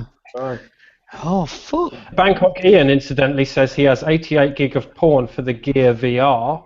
That's another cool bit of technology that Ian has for anyone watching, that he has this thing where you kind of put your phone in the virtual reality headset and it kind of, induces the virtual reality. That's cool. But Pete, that doesn't fucking help me. What Ian just said. That really helps you, mate. Oh shit! No, I was going to say something quite profound, but look out! Go on. Who's here, Pete? Who's here? I tell you, I really, really, really, really hope that this comment is serious, but I have suspicions that it isn't. Okay. But Tom O'Donnell says, Sega, is this their YouTube channel? Yes, we're all Japanese. Live from Tokyo, speaking Japanese. Do you know what's funny about this stream tonight? I actually thought it was I just thought it as a random gameplay channel because Scott he's fuck all. He never does fuck all. He's like top drawer. You've got to pay him a lot of money to do fuck all these days. This cost me a Because you fucking never fortune, mate. exactly. You never see him. You never ever see him on YouTube. So I thought, well, what's going on here? And I didn't know it was like a stream. Like I thought it was a gameplay thing. Okay. Initially, When you would to be a regular thing. Yeah, I mean, we haven't reached so much Sega tonight, but I hope that the viewers will forgive us. No, because we're having fun. Definitely, yeah. Let's talk Sega then. Let's talk Sega. I mean, Absolutely. I mean, personally, where are they going in the future? I just see them as I think I see them as a sort of the bigger issue is the sort of Japanese video game industry. Really, it's just sort of being left behind. Capcom, Konami. I think the only really relevant Japanese developer in the West now is Squaresoft. Well, you said the question, where is Sega in the future? I forgive me, is there a future? I don't have an answer to that. I think there's no future. There is nothing there, is there? So I'll tell you what I think is that they could, but they really need to seize the opportunity and understand what people want from them. I think is the issue. Yeah, that's the frustration. That's the frustrating thing. I mean, look, they've how many massively popular IPs have they got that they've abandoned? You know, Outrun, Streets of Rage. All they need to do is understand that. I mean, how big is like the 2D style of games today? Like earlier on, Carl, you were playing Tesla Grad. Yes. Yeah. Great game, very simple 2D animation, but very modern looking at the same time. Yes. Yeah. And I think that's exactly where Sega need to go. Revive some of their classic IPs, maybe a couple of new ones. Stick to the sort of high definition but 2D sort of retro style, and they can do these. The thing is, though, is that going to sell to support a company of Sega's size? I mean, obviously in Japan, I know that they're very, very successful. You know, the Yakuza series is the biggest selling game in Japan year on year. You know, so I know in Japan they are very, very successful, but they just seem to have digressed into quite a, you know, it seems like the American branch and the European branch are doing very much their own things. Sega, a friend of mine works for Sega Europe, and he says that you know the old IPs they just wouldn't sell in the present day. You know, he says there's a hardcore fan base that you know are there, but they're just not going to sell in the present day. But you know, the European side of Sega, you know, it's very much sort of focused on obviously your PC games. You know, your Warhammer, your what is it, Call of Heroes or something, Total War, you know, Football Manager. You know, obviously these are million-selling games on PC. You know, they are in their own respect extremely good games as well, but I don't see why they haven't ported them to the modern-day consoles as well. Because you think if it's running on Windows, it can't be that hard to get it to an Xbox One or something. You know, and I think there's a real lack of console strategy games. I think the disagreements between Sega of America and Sega of Japan go all the way back to sort of the Saturn and Dreamcast era, especially, I mean, Saturn's not really my area of knowledge, but with the Dreamcast, they had so many disagreements, and you know, it was to the detriment of the company, really, and it always baffled me that as one company, they couldn't sort of unite and sort of come together with strategy. They always seem to be sort of at odds with each other. Yeah. Well, apparently it put the Japanese nose out of joint. The fact that Mega Drive was so successful in Europe and America, but it was, you wouldn't say a failure in Japan, but it was a distant third behind the SNES and the Turbo Graphics. And obviously when the Saturn come along, their sole focus was the sort of Japanese market, to which, you know, it was a huge success. You know, obviously outsold the N64, and it survived for many, many years, you know, after it died in the West, really. There's a couple of comments in the comments section from Cave of Nostalgia and from Stu, saying about you know, Sega and hardware, and I just want to reference. I don't know if you guys have seen recently this Dreamcast 2 bullshit that's been floating around. Yeah, I've seen that. Yeah. Yeah, complete bollocks. It's just someone basically putting a petition together saying, oh, I'm going to take this petition to Sega and it's going to convince them to do hardware. No, it's not going to convince them to do hardware. The amount of money involved in going back into the hardware game, it's a complete fucking waste of time. And the amount of people that are actually giving it credibility actually is winding me up a bit. You know? Yeah, but then again, I think people that support that show their sort of lack of knowledge of sort of history of, you know, previous generations, whether it be Nintendo, Sega, or Sony, or Microsoft. It shows you naivety and lack of nous when it comes to, you know, what takes a console to survive, really.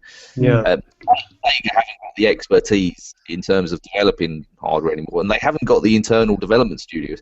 I've said before, but when was the last time you saw a Sega game that was made by AM2? Mm-hmm. You know, Outrun, Virtua Fighter, Shenmue, everything was always branded as AM2. When was the last game? And I'll tell you what it was. It was Ghost Squad on the Wii, and that was 2006. Yeah, I remember you saying that actually was it on Facebook? You were saying that.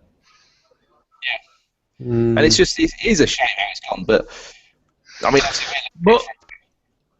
but these things aren't, what we're saying here, what we're discussing, isn't really a complaint. It's just times have changed. Yeah, for sure. These aren't things like, you know, like I said, they're not complaints. It's just what's happened. Times have changed, and we moved on, kind of thing. Well, not we've moved on, but the Sega fan kind of doesn't want to move on, and they want to hang on to what's, you know. I think that's the issue. Exactly, you've hit the nail on the head there, Carl.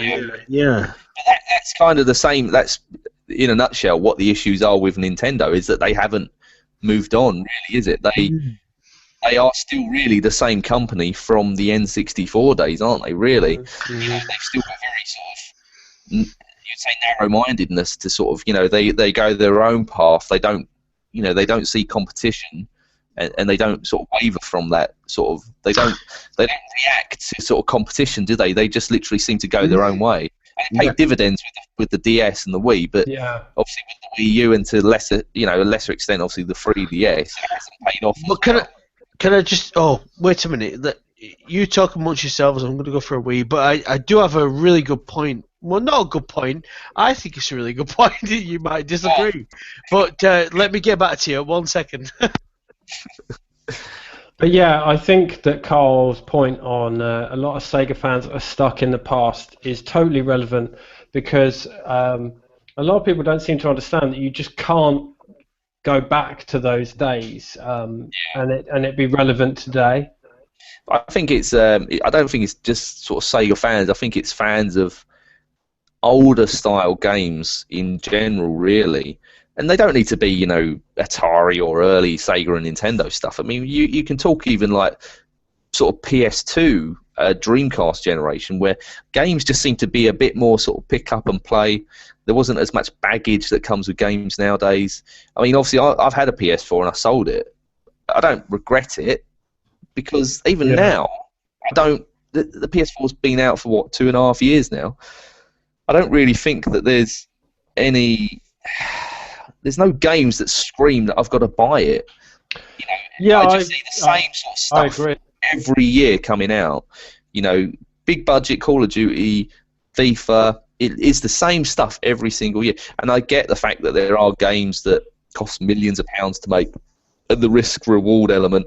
You know, is it worth going for in terms of, you know, creating new software? But you know, it's I don't know. I think gaming has lost its sort of charm. Really, I would say it's lost its innocence. Yeah, well, I think this generation, as in PS4, Xbox One, is the first generation where I've waited a very long time to actually get involved. And I only bought a PS4 early, sort of, I think it was about Aprilish 2015, or maybe around then.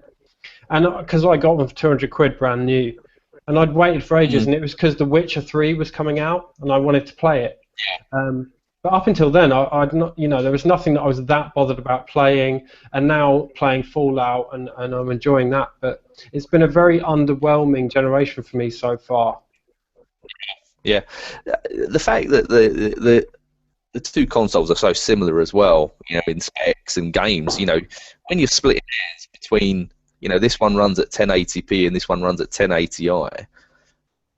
It's irrelevant. Does it really matter? Like some people are saying, Fallout 4, it doesn't look as good as other games. It doesn't. Yeah. I totally agree. But I still play Fallout 3, which looks even worse. And I still that. I mean, graphics aren't everything to me. It's all about the enjoyment of the game. And I think quibbling over very small differences in hardware, for example, between the PS4 and the Xbox One, is very childish. At the end of the day, they're the same fucking thing. Doesn't make any difference. Yeah. And seeing as Carl's back, you can excuse me for a moment, guys. Yeah. Yes. What's your point? No. Yeah, I mean, I'll wait till he gets back, but I heard his points of view there on Fallout and things like that, but what my thing is, Scott, with Nintendo, and I mean, you bought into a particular game that was shit, and that's Rodea. Rodea, do you remember that? Yeah, that was fucking appalling. But collectible value of that game is fantastic, because it's made in small quantities and whatnot. But exactly. But when you talk about, it gives it the credit, doesn't it? It gives it more credit than a Western developed game, I would say. Initially, yes. I mean, but you said, fuck this shit, I'm selling it on. I'm not interested in this. It's a shit game. Yeah. Which it is a shit game. It's a shit game on 3DS. It's a shit game from the Wii, to the bloody Wii U. It's a shit game. It's a shit game. There's no, two ways about it. It's not very good. But what really annoys me with, I mean, the Nintendo NX is on hot on her heels, really. That's going to be maybe this year. Maybe at E3 they're going to reveal something nice. But it's hard to tell. But the fact is, there's such little known about it. But the fact is that the Nintendo NX is there. That is a fact. That's coming. Yeah. Now, what really does get me about Nintendo? Hi, Pete. Hello, I'm back. Yeah, you've not missed anything. I'm just talking about Nintendo. We're talking about Nintendo. Not these Sega sessions. My apologies. No. It's a free for all. It's a free for all. I do think after this, we've got to go to the comments because they seem to be really picking up. Yeah. Okay. Oh, do you want to go to comments now before I say what I'm going to say? Mate, go on. Well, I'm just saying about Nintendo. About basically, it's about damned if they do, damned if they don't. Now, what I'm trying to say by that is that I'm a big Nintendo fan, and what Nintendo do is fun in gaming. That's for me is the pure fun.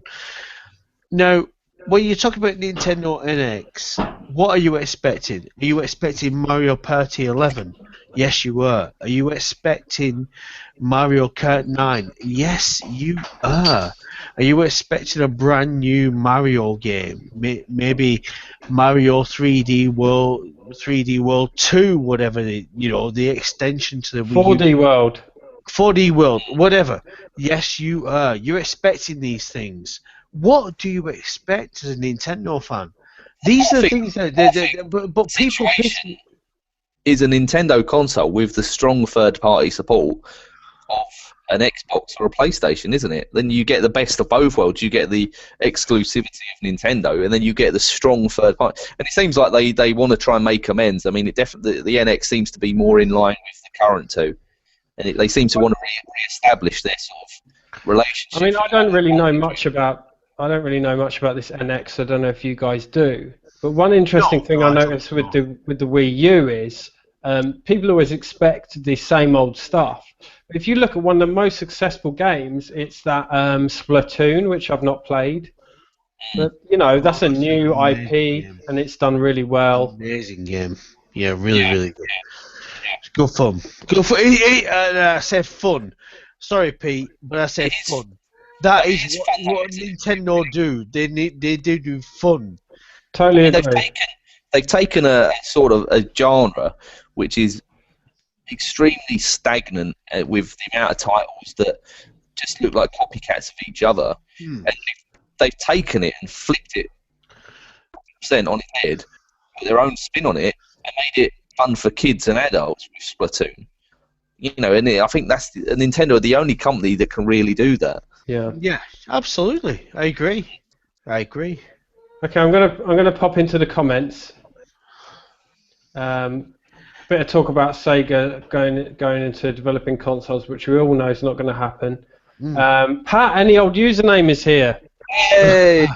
He says he agrees on regarding current gen that games of today are just too much. I think he means over the top rather than costly. Yeah. Which I agree. Adesay says he plays his PS4 30 minutes and then he games on the Mega Drive for hours, always going back to the retro. Okay. Yeah. So I can appreciate that. I would say in comment to that as well that retro is, if you're a husband or a boyfriend or a partner, you've got kids, you've got a mortgage, you rent, whatever. You've got a lot of shit on your shoulders, and just having that access to that sort of pick up and play old retro. You stick in a modern day disc, you wait for an update, you wait for it to download, you wait for it to install, and then you have to go through the initiation or the how the game works. And by this time, it's been 20, 15 minutes. Already on level 3 of Super Mario Bros. Or something. It's just that instant sort of application that you get that you don't really get with modern day games, I find. No, absolutely. I agree with that, yeah. Aiden's referencing the Streets of Rage remake, which is an interesting one. Obviously fan-made. They put a load of work into it. It's fantastic. And I found it interesting that Sega just sort of poo-pooed that and didn't say, hang on, we'll take that off you and we'll officially license it and we'll make some money from it. I always found that a bit bizarre. So, Pete, I've got that on my Xbox, on the Coin-Op 7 Xbox. Yeah. And you mentioning that, I don't know why. I don't get what. Well, obviously I get what Sega have to do with it because it's kind of like an add-on to the franchise, but I don't get how it became to be, how it even became to be playable. They should have. Yeah, I mean it was just that. It was just a fan-made thing, totally nothing to do with Sega. But when it was fully complete and ready to be played and it was released, Sega were like, shut this fucking thing down. I see. Don't want anything to do with it. Whereas they could have said, look, okay, come and work with us. We'll license it officially. I just think it's a missed opportunity. Oh, so you think that the credit goes to the people that made it, and Sega are thinking, you're not done. Well, you're saying Sega should be saying, you've done a good job on this. Let's do something with this. But you're saying, for sure.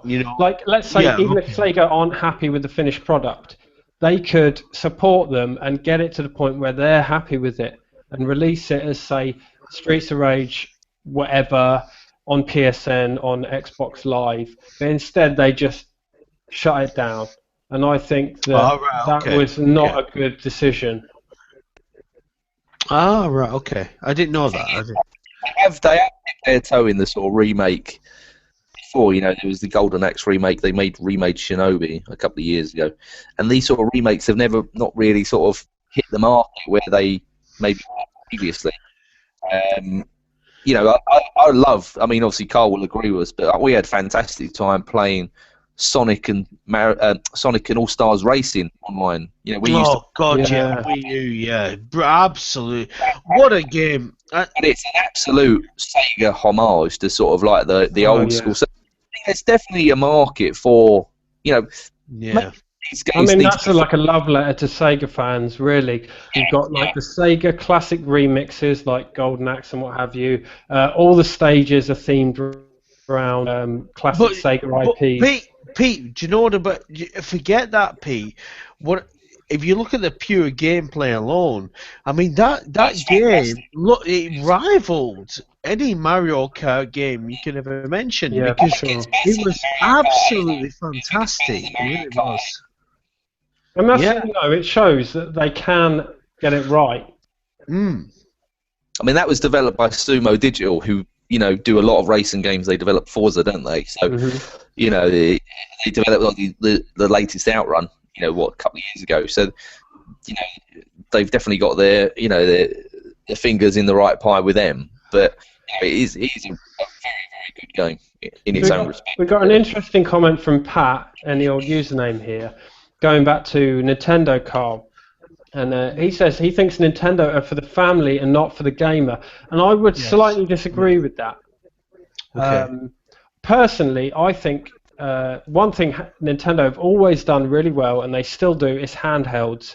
And I love a Game Boy, and I love my 3DS now. And playing games like the 3D Marios and Zelda, you know, the recent 2D Zelda, A Link Between Worlds. I think they're fantastic, and I don't think any other handheld experience can rival them. Like, yes, things like the Vita may have fancier graphics. I don't think that makes a good handheld. Well, the funny thing is with that's fair enough, Pete. But oh God, I mean, I'm struggling to find good things about a Nintendo handheld these days. I'm struggling to find games that I'm excited about. Do you know what? As a bit of a reveal, I had a new 3DS. You know, the ones with the colour buttons. Yeah. And I was so excited. Pre-ordered months ago for Final Fantasy Explorers. I don't know whether you've heard of that game. What's that called? Final Fantasy Explorers. No, I've not heard of that one. Okay, so I got this game. Came out like 1 week ago, 2 weeks ago, and I was so fucking disappointed in this game. It's unreal. It's not even a Final Fantasy game. It's like just put a Final Fantasy name to a game that's like Monster Hunter, because that's exactly what it is, Monster Hunter, but with a Final Fantasy skin on it. I was so pissed off. I thought, right, because I've been waiting for this game, got rid of my 3DS, got rid of it. I was pissed off with the fucking thing.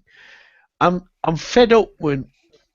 I love Nintendo, but I'm fed up with them at the same time. Because to sort of be a fan of, really, like really exactly. Are. Yeah. I mean, it so pisses you off when Nintendo. Oh God, I can't even put it into words. I really can't, because I love Nintendo. I love the fun that they bring to gaming, because no other company, not Microsoft, not Sony, can bring the actual fun. You know what I mean? You know what I mean when I say fun. Nintendo bring the fun there. That's what they do. But they seem to be the only company that still focus on multiplayer games. I mean, genuine multiplayer games. I mean, like when I had a PS4 and I bought it at launch, there was Need for Speed: The Rivals, which was the launch title. And that's the first racing game I've come across that doesn't have a two-player split screen. Yeah. Bizarre. Now, that's one of my biggest gripes with modern gaming, is the lack of local multiplayer, because for me, I never play online. There's no point in buying a second controller. The only reason to buy a second controller nowadays, I mean, they brought out the 20th anniversary controller, which was 60 quid. Don't get me wrong, looked fantastic. Well, you see all these people keeping it in the packet, putting it on their game collection. Those fuckers, mate. Yeah. There's a particular page on Facebook. Like I said earlier, I don't want to mention any pages on Facebook and slag anyone off.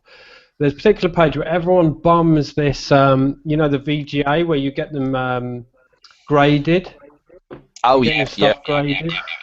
Oh, fuck off. Like, for example, what was that game that came out on the PS Vita and the PS4? It was Retro City Rampage. Do you know that one? Yeah. Oh, yes, yeah. So it's a download-only game, and they released a very limited run. Physical copies, yeah exactly. Vita, A very limited run. Yes. Personally, I like physical copy. Like, for example, one of my favourite PS3 games is Hotline Miami, and they released it for the PS4, physical copy, but only in Japan. So I imported one because I wanted a physical copy. But there's so many people on these groups, and they buy up like 50 copies, and they get them graded so they're sealed, and they'll never be fucking touched. And then they just hoard them.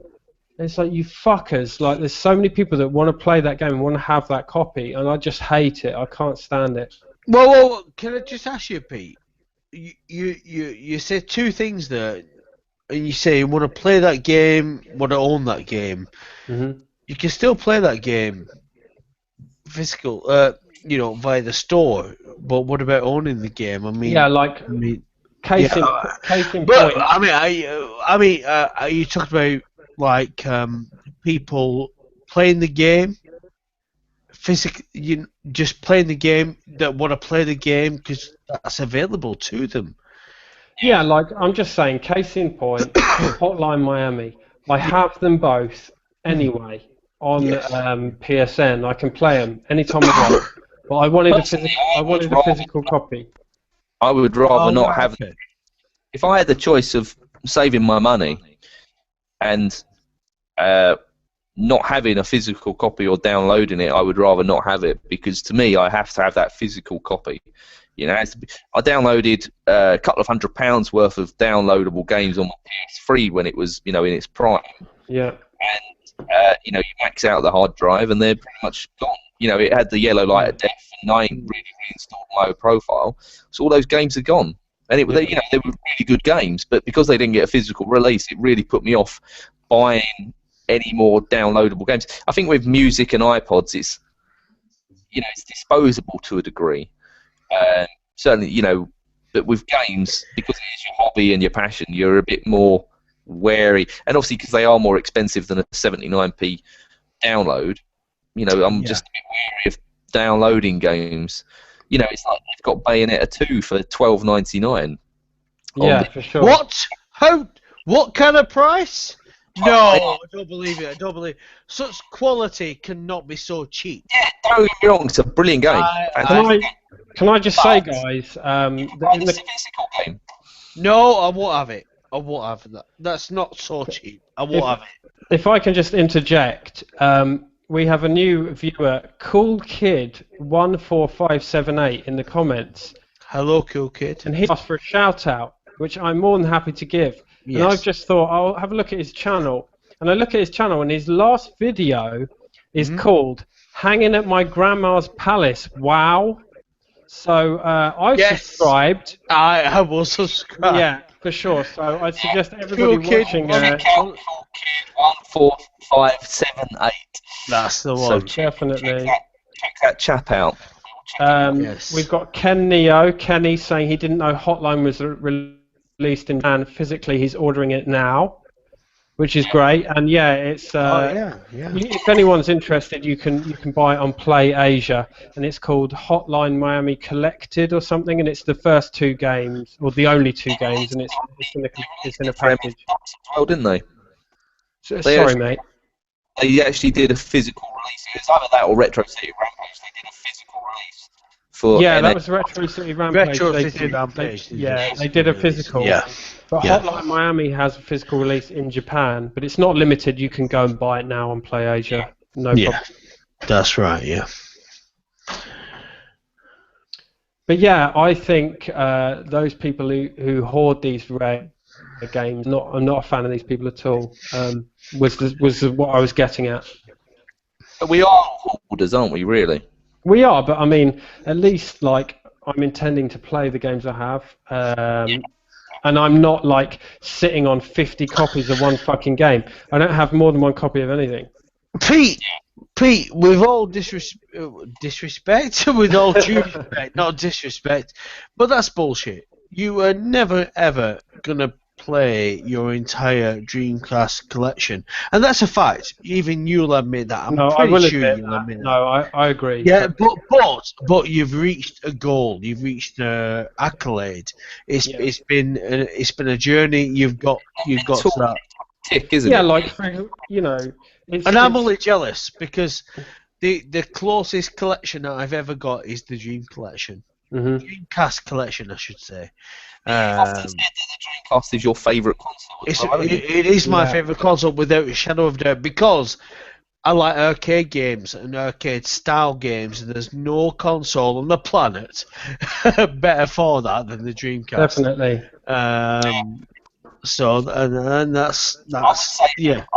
Modern. I'd say it's the last modern old school games console. Yeah. Oh, definitely. Yeah. Whilst the PS2 and the Cube and the Xbox were still, back in that sort of mold, but you could see where it was. Gaming was going with its big budgets and Halo and the Call of Duty started then, and you could see where it was sort of going to what we are now, really. And the Dreamcast, the Dreamcast had its big budget games as well, but it had more sort of, like you say, arcade to sort of big budget ratio games. Yeah, it did. Yeah. I think, going back a bit to what we were saying earlier about having addictive personalities and going crazy buying games and stuff, and that's kind of how my Dreamcast quest was born, because I'd been on YouTube for a few months, and I thought, I'm buying everything here. I need a focus that I can sort of rein in the temptation to go crazy, and it was the Dreamcast quest for me. So it was really enjoyable to do. Actually. I remember one of your first videos, and you were showing how much stuff you had, and you were opening up like the cupboard under the stairs, and it was just stacks of video games, and I imagine obviously all that stuff's gone, but yeah, most of it is gone, but still, like if you look under my bed, I've got one of those gas lift beds, where it lifts up, and it's there's stuff under there, and it's just hidden away under the bed, and the collection has thinned out so much though. Which is good, I think. I had a lot of shit and a lot of filler, so it's all good stuff now, I think. I think it makes you appreciate those games, the rarer or higher quality games, that much more. Can I just ask a quick question? Of course. Scott, have you got the Wii U N11 Turtle Beach headphones on there? I do, yes. Yeah, they're really good. I just thought I'd put that forward. The price they are, they're very, very good. Yeah. I recognised them, and I thought, is he wearing that shit? Yeah. Okay, they're really, really, really good. I've actually got. I don't have a Wii U, but I have a Wii U headset. Excuse me. No, Pete. Excuse me. No, I'm sorry.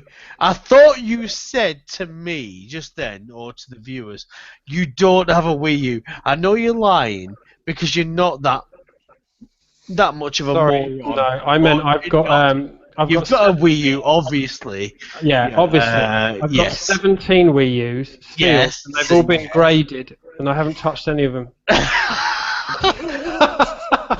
Pete,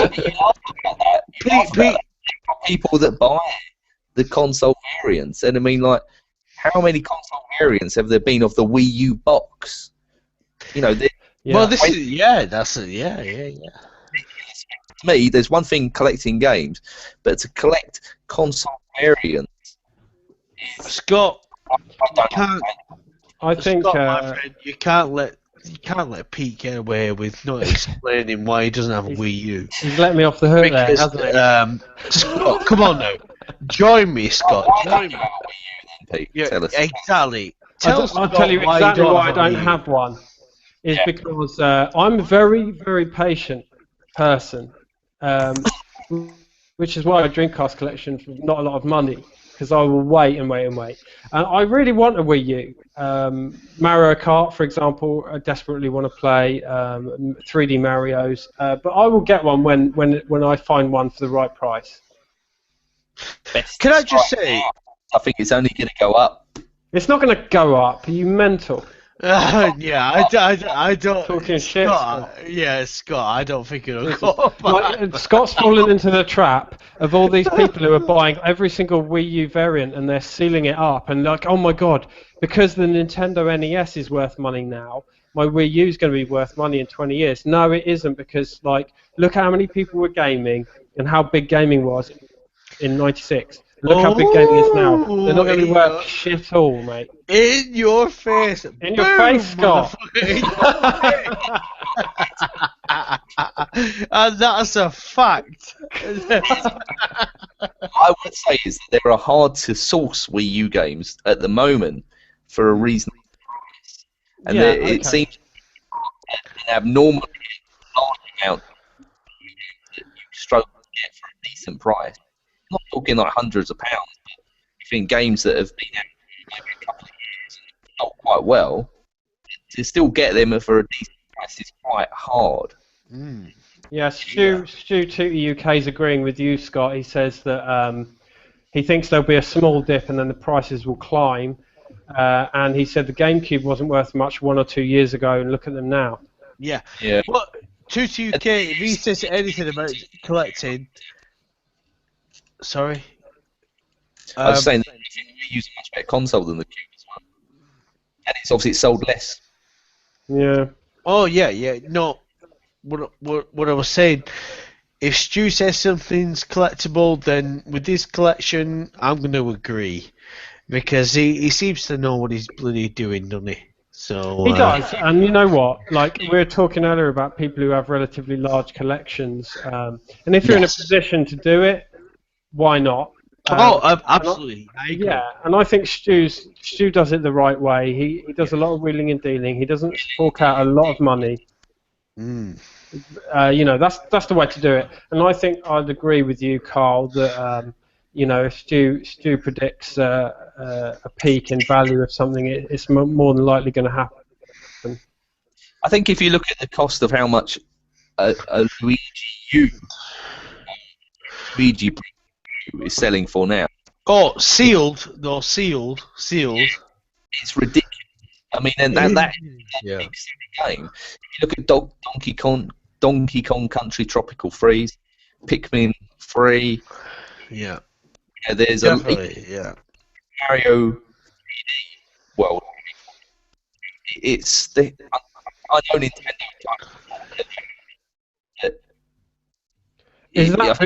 Is that because they're not making many copies of these games? Well, it's a bit of both. I think it's because it's Nintendo. Yeah, it's kind Nintendo. Yeah, I mean the word is Nintendo. Whatever is Nintendo is collectible. Yeah, that's a fact. One thing I do notice, especially with sites like Reddit, is that the US are so heavy on the Nintendo. They love Nintendo.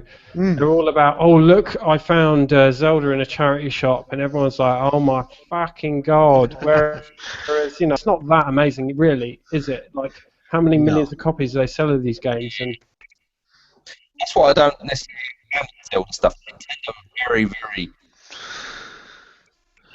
I mean, I've never really enjoyed the really enjoyed. Collectible piece, aware that is really, anything that's going to be significantly valued, highly or significantly limited edition, it's always going to be consoles. No, they've known that since Zelda 1 was a gold cartridge. yeah. Same with Princess, they've gone all out with this, this fucking huge amiibo. Obviously Twilight Princess has been on the Cube, and now obviously the Wii U. So it's like, how many frigging copies do you actually need it to be on? I don't think it's even classed as one of the best Zelda games, but they know that's the golden goose that's going to keep laying the golden eggs for the franchise, isn't it? Really? Scott, we're getting a few comments saying that your mic audio isn't coming through very well. Yeah, it's not coming. I was just going to say then, I couldn't hear Scott. If you unplug and maybe re-plug it in or something, I don't know. We'll try. It was like very intermittent. Yeah. It was like saying.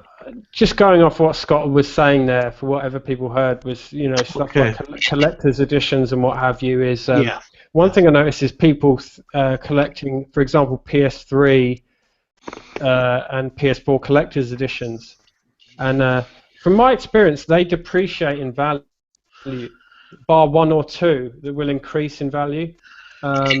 So that's a risky investment, I think, collecting collector's editions of the current generations. Yeah, absolutely. I mean, collector's editions is another thing as well. I mean, people buy them for the value that they could be, but would you sell them? Really? Well, personally, I'll tell you. A lot of people don't, so it's like, well, this is worth £50 or whatever, £100. But okay, so do you want to sell it to me?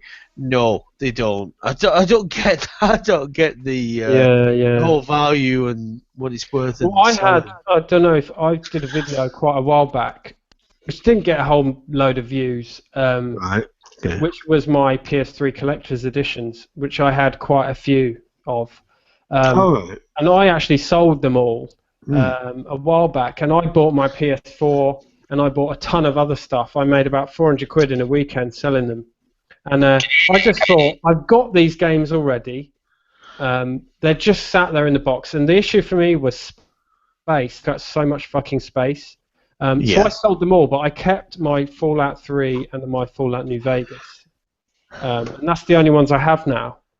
And then I don't think I lost money on them, but they certainly don't appreciate in value generally. Yes, yeah, right. I think my Fallout New Vegas that I kept will appreciate in value because it's. I don't know if you guys have seen the PS3 collector's edition of Fallout New Vegas, but they're numbered between 1 and 6,650. Oh, see. Yeah, guys, can you hear me now? Yes. Hear me now. Yeah, we can hear you. Rasta. Blood clot. Yeah, so I mean... Oh, he's fucked off now.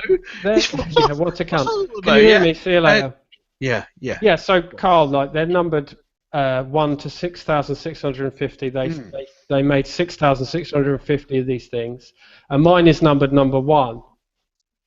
So what? I know that's worth a lot of money. Oh, God, yeah. Sell it. Do it now. No, it's it's quite a place. I've got my little Fallout area in my game room, and But okay, I love. So that's the point I'm making. Okay, so you got number 1. Okay, so what about number 22? So what if you could sell yours and get number 22? Why not? Talk to me. Why not? That's a very good question. I'm not sure I can answer it.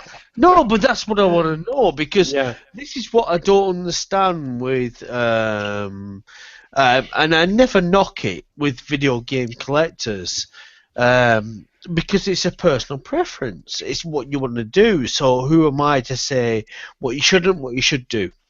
Blah blah blah. Well, I'm always interested to know why you wouldn't. It's like, having a complete collection of Yu-Gi-Oh cards in a particular series, and they're worth £1,000, but you wouldn't sell them. You've got them, but you don't want to sell them, even though you know they're worth. I don't get why you want them, and you know the value, but you don't want to sell them. Yeah. You know what I'm saying? It's kind of I don't get it. Well, I've got a huge record collection, hundreds and hundreds and hundreds of records, which I hardly ever play. Oh, no way! Missus is like, get rid of them. They're taking up so much space, but I will not get rid of them. Oh, Pete, could I? What kind of records I love this kind of shit. I don't have anything. Okay. Do you have like Marvin? What do you want? I would I have love Marvin to see Gaye, your of course. I have Marvin Gaye. No, wait. Of course. Listen, I want to see. Forget about. I don't want you to talk about it because do a collection. Because I'd love to see. Oh God, I would love to see that. Well, I'll tell you, I have a few hundred drum and bass records because I mixed drum and bass, which was a fun hobby. But I have like soul and funk and all the old classics. I'm a big fan of old music, like old classic music, like Motown and what have you. No wait, have you got like Boyz II Men, George Benson, Sade? Yeah, I've got all sorts. Honestly, I've got. Oh, come on, you're fucking with me now. You're playing with me. You're playing with me, aren't you? Like some funny random stuff, like loads of Rick James. I'm a huge fan of Rick James. Okay. George Benson. Have you got George Benson? Yeah, I've got George Benson. Come on now. I've got some random stuff like a sealed MC Hammer album. You know, his big album. Yeah. You Can't Touch This and all that. I've got so much, so many good classic records. And I've been hearing recently that some of them are actually worth quite a bit of money. Like Now One. You know, now that. Oh God, yeah, No One, yeah. I've got the first one on vinyl, and I heard recently that's worth 50 notes. I don't know if that's true. It probably is. Probably worth more than that. I can't believe you have all this shit. But that's what I'm trying to say is I'm under no delusion. The reason I collect stuff is because I've got something wrong upstairs. It's not something wrong. It's something that you want to do. There's nothing wrong about wanting or otherwise to collect something. Is there really? Yeah, I guess so. But I mean, collecting something has been part of my life. Always. It just depends what it is that I'm collecting. Like, I got a huge record collection because I collected records before I started collecting games, and Yeah, definitely. I'd love to see your record collection. I really bloody would. Yeah, maybe I'll do a video just for you, Carl. Honestly, I'm a bit excited about that. You've got some good shit right there. When you're telling me about Sade and whatnot, Scott. He's eating something. Don't know what the fuck he's. What are you eating, Scott? Yeah. Is anyone familiar with Costco? What? Are you familiar with Costco? Costco. Scott, I don't know what's going on with your connection, but with all due respect, it's fucking shit. Scott, you're letting the team down, mate. Bloody hell. What's going on? I can't hear a damn thing. What are you saying? No. Can you hear this? Yeah, I heard that with a bit of a delay. Yes, delay. It's like you're 20 seconds down the line kind of thing. Yeah, Stu's saying, his mic is still shite. Say it how it is, Stu. Stu. He's not going to lie, is he, Stu? 1, 2, 3. Can we hear that? 1, 2, 3. Yeah, but we heard it like 10 seconds ago. 1, 2, 3. 1, 2, 3. Yeah, 1, 2, 3, 10 seconds ago. That's what I'm saying, Scott.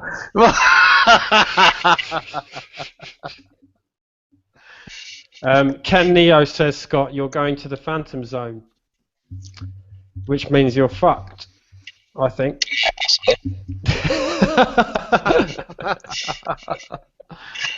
This is the EU headset as well.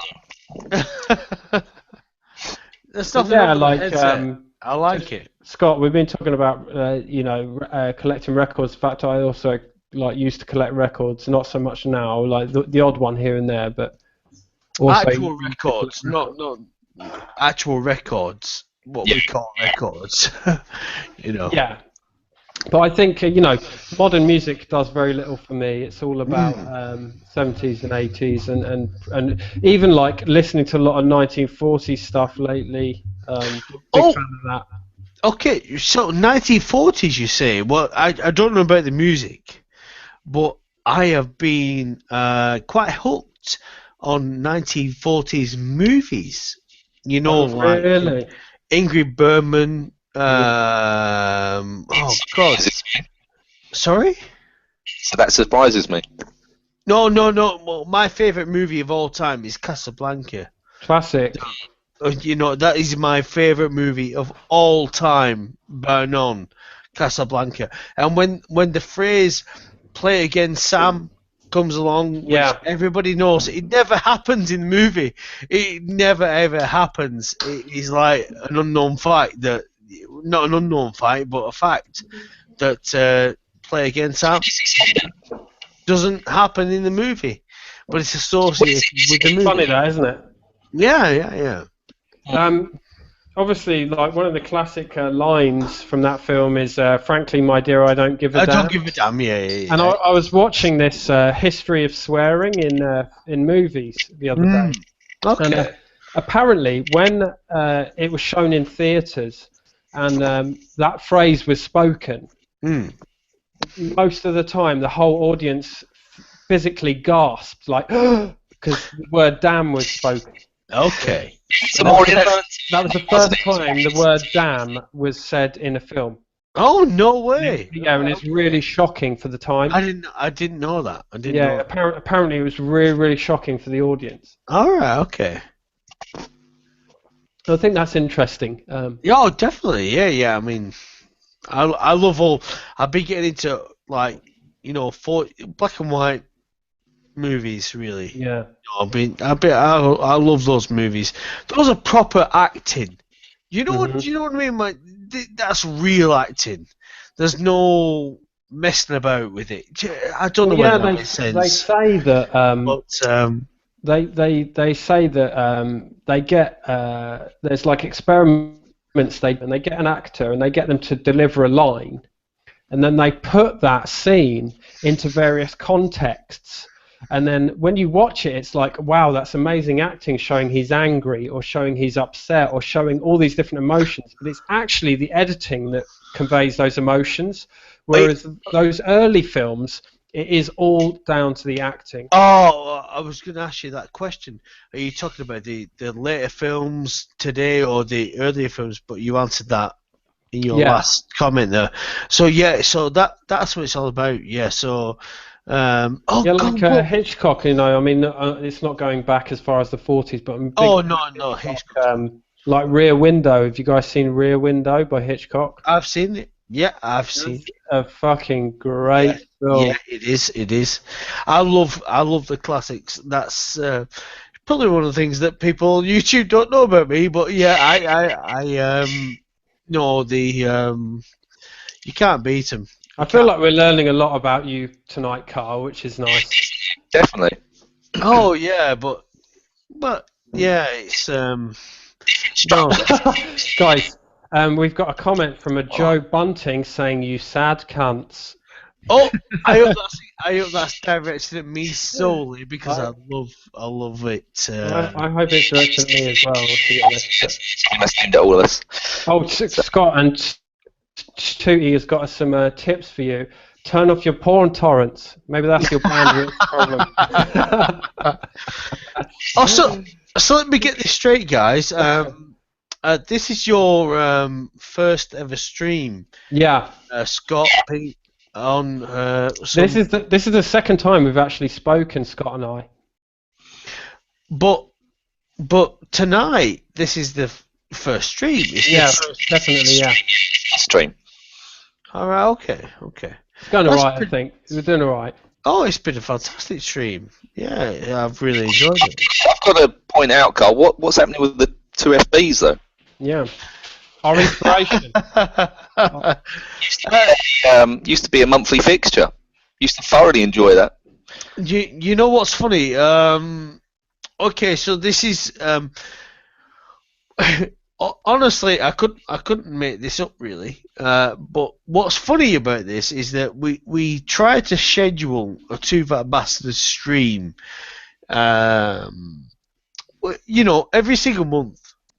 But something came up. Family-wise, whatever it was, but something came up, and that is the absolute truth. I'll attest to that because I don't know even if you know this, Carl, but Chris invited me to be a guest.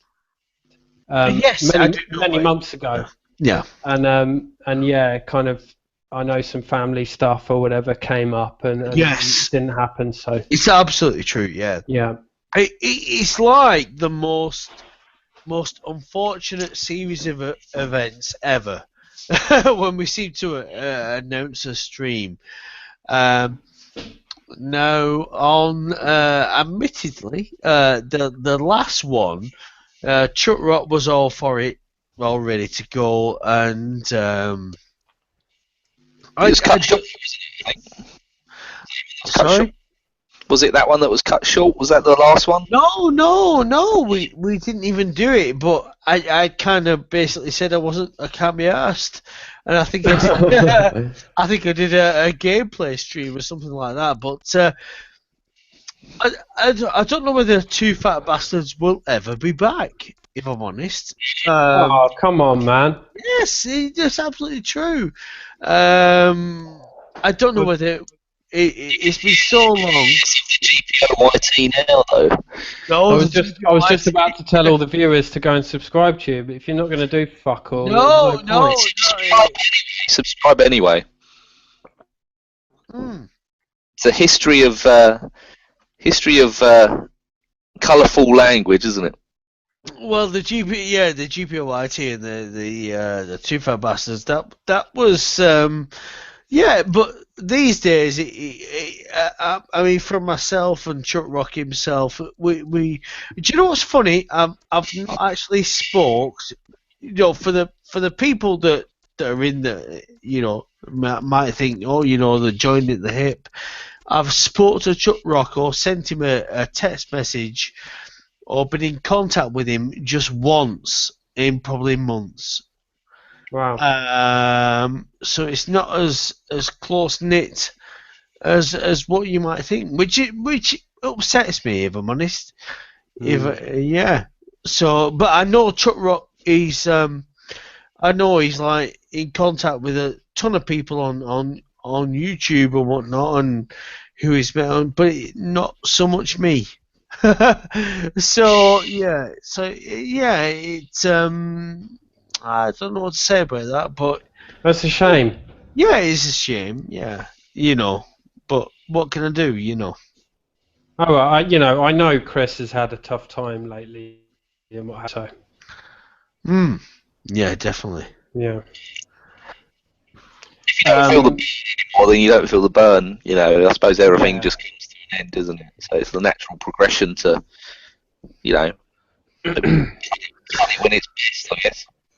Stu, yeah, definitely. Speaking of Two Fat Bastards, Stu has Stu has suggested rebranding the channel Two Skinny Kids, but I suggested the better name Two Skinny Cunts. Yeah, I am in the process of losing a few pounds. Are you? You're on a diet, Carl. I heard you are. Yeah.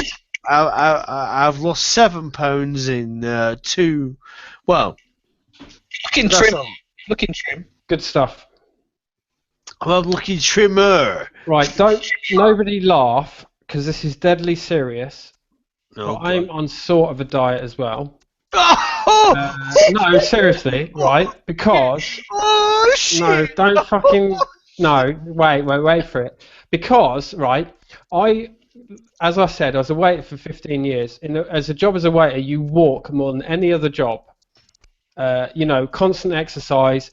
I've been skinny, as fuck. And now I sit in an office and I putting on the weight like really, really quickly. Now I'm not saying that now I need to lose weight, but I'm saying that if I keep increasing weight at the rate I'm going, it's going to get mental. So I'm like just being careful. So like I'm having salad, which I love salad anyway. I'm having salad for dinner and stuff, and I have a soup for lunch and what have you, and then I'll treat myself. What's lunch? I've never heard of it. Lunch is like a midday meal. No, what do you call it? Do you mean your dinner? Fucking dinner. Kind of thing, isn't it? Is that your dinner? We've opened up a whole can of worms here. I won't ask you what you call a bread roll. No. I won't ask you what you call a bread roll. What's a bread roll? What's a bread roll? You mean that What's a a bread bird roll? cake? It's a bird cake. It's not a fucking bomb Pete, cake, mate. You're thinking, right, he's interrupted my story. I haven't interrupted it. You gave something a word that was wrong, so I interrupted. And that's fair enough, yeah. Exactly. So you're talking about your dinner? My midday meal. No, that's not. What is a midday meal? I've never heard of it. That's your dinner. That's your It's dinner. not my fucking dinner. Dinner's the evening, mate. Down south. No, it's not. It's not. Down south. See, you put that accent on, which quite frankly means you're not down south. No, mate, I've got Bucks accent. It's not. I'm not. I don't give a shit. I have a Buckinghamshire accent. I am telling you what is right and what's wrong. I'm educating you. So about 12 noon. Okay, that's your dinner. Okay, so about 4 o'clock ish. That's your tea. That's your tea. And I've got to ask: do you refer to a fork and knife or a knife and fork? Oh, what? Do you say I need to get a fork and knife? Sorry. A fork. I'll tell you what I refer to that as. Me tools for me tea. Look, nobody says fork and knife in England. Exactly. Me tools Fuck for off. me tea. I tell you, I used to work with this. I used to work with this French girl. Yeah, I used to work with this French girl at the restaurant. And she used to say fork and knife like that, right? And one day, this customer said, "Oh, excuse me, I get some cutlery." And she goes, "I get you fork and knife." And the customer goes, "What did you say?" And I said, "Oh, she's French. She said fork and knife." And they were like, "Oh, okay." And I said to her, "You need to say knife and fork."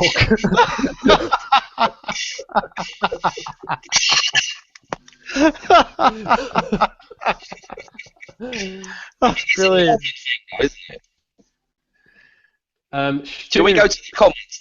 Yeah. Shall we go to the comments? Stu's getting involved with the lunch dinner qualms here, and he said, Game Taff said, "Fuck's sake, Cole does this every stream about pudding and dinner and shit." Not every stream. It's just a fact. I do this. Go on. He doesn't hold back. Stu UK has agreed it's breakfast, lunch, and dinner. However, controversially, he says a bread roll is called a batch, a fucking batch. Let's call it a roll. I think that's the most contentious food item in the country. Is what do you call a bread roll? Where is it softies? Where is it softies? Is that like? I don't know. It's Scotland, I think, isn't it? Softies. Possibly. Do we have any Scots on the viewers? Anyone from watching? Someone's Kenny's hungry now, so apologies, Kenny. But sorry, carry on, Pete. No, I was just saying, that's there seems to be so many ways to call that item of. Debate, isn't it? A bread roll, whether you want to call it a roll, a piece of bread. I don't know, whatever you want to fucking call it. Is Cole still there, or has he gone? Is Carl asleep? Carl? Oh yeah, I think he's frozen. Yeah, well, we'll wait for him to come back. Yeah. But yeah, I can't remember where we are. Stu is saying, can't be a roll. What do you call it if you put a sausage in it then? I would call it, that's tricky actually. I think he's caught me out there. What do you call that? What do you call a sausage in a roll? Sausage roll? A sausage in a roll? Sausage roll. A sausage roll is a fucking sausage roll, isn't it? Sausage in a roll? He's stitched us up here. Just I don't know, a sausage roll. But I think that's two separate words. Sausage roll, whereas a sausage roll that you get, like, the wrap around is sausage roll.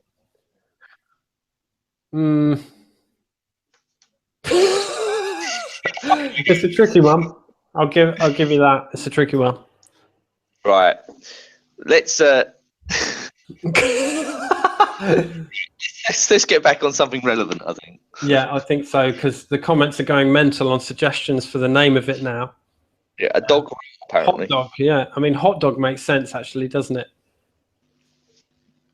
Yeah, anyway, back to something relevant. Right. Right, GPOYT, let's have some suggestions for the next discussion then. So we've spoken about many things. We'll probably look at winding up fairly soon, won't we?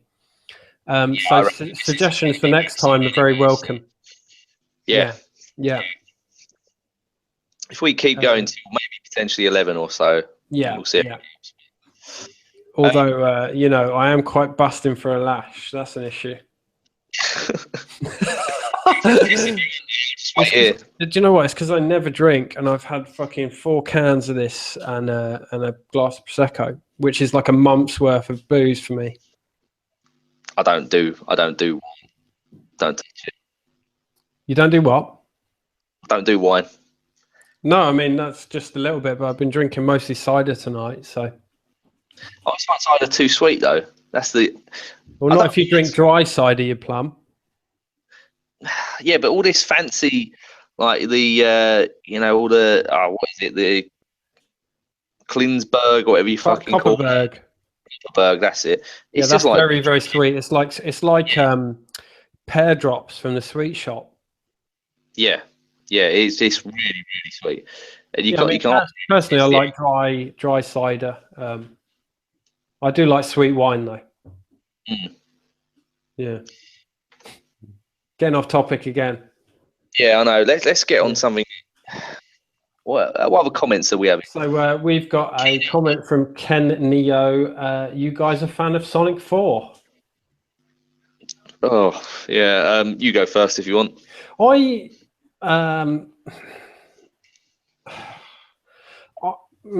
like it. Yeah, for sure. But there's always that thing. What does it bring to the table that you haven't got with previous Sonic games? I think that's an issue. I quite like Sonic Generations, which kind of mix the old school with the new. Yeah. But the newer sort of 3D stuff I wasn't a fan of. No.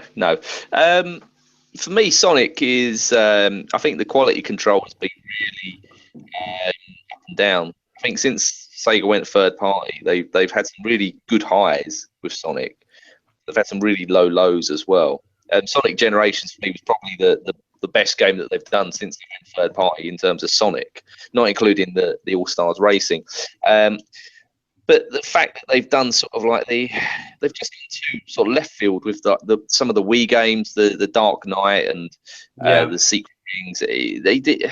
I think one thing that's consistent with Mario is that the setting is always the same. It's always like the Mushroom Kingdom, or it's a similar sort of setting.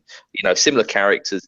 Sonic was really sort of convoluted, and they didn't really know where to sort of go with him. I know that obviously Sonic 06. Hasn't really got anything to do with this. I'm not saying Sonic is the next Martin Scorsese film, but the storyline of Sonic didn't really have anything to do with it. And it was kind of a really strange sort of situation, putting him in that sort of perspective, really. Yeah. But I think they've really not really known where to go with him. When realistically, it seems like they when they do knock the nail on the head, such as with Sonic Generations, they follow it up with a complete game which is completely different to the last one, which was very successful. So Generations and Colors were launched at the same time, and then they follow it up with Sonic Lost World, which is not a bad game at all, but it is such a different game to Generations and Colors. And then obviously Lost World was then followed up by the Sonic Boom series, which I played the demo, and I'm sure it had the potential to be a good game. It was just rushed, and it was, a mess in terms of, a development sort of phase. But again, it had really nothing to do with the sort of the story arc. I appreciate, it may have Sonic needed to be refreshed or, I don't know, redrawn or rebranded. Yeah. It's like they're trying every single thing possibly that they can and hoping one of them works, which is no way to go about it. They're hurting it in the long term as well, because like I said, one thing with Mario is that sort of bar the Mario Party games. Hello, Carl again. Hi, Carl. Hello. He's back. Bar the Mario Party games, where the quality is a bit shifty sometimes. The Mario the Nintendo don't release. They release a lot of spin-offs in terms of Mario, but in terms of the core games, they might do 1 or 2 per generation, and the quality is extremely high, and that keeps the sales going. Whereas Sega, I don't know, consistently release average Sonic games, which hurts the brand in the long run. I think that's why Mario. Carl, just joining us back, we're talking about more modern Sonic games because someone in the comments asked what our thoughts were on Sonic 4. Yeah. To the question, Sonic 4 was extreme. It didn't really. It was the controls were all floaty, and it felt more like I don't know. Like it didn't feel like a Sonic game, in terms of how he controlled something. Well, in short, and I do mean in short, Sega have nowhere else to go with the Sonic franchise. Yeah. That's it. Yeah. That's all I'm going to say. There's nothing else to say on that one. I even feel like, I know it's going to be blasphemy saying this, but what would Nintendo do, say, with the Sonic franchise if they were to take hold of it? It's an interesting thought. Yeah. They would regenerate it. I think they really would.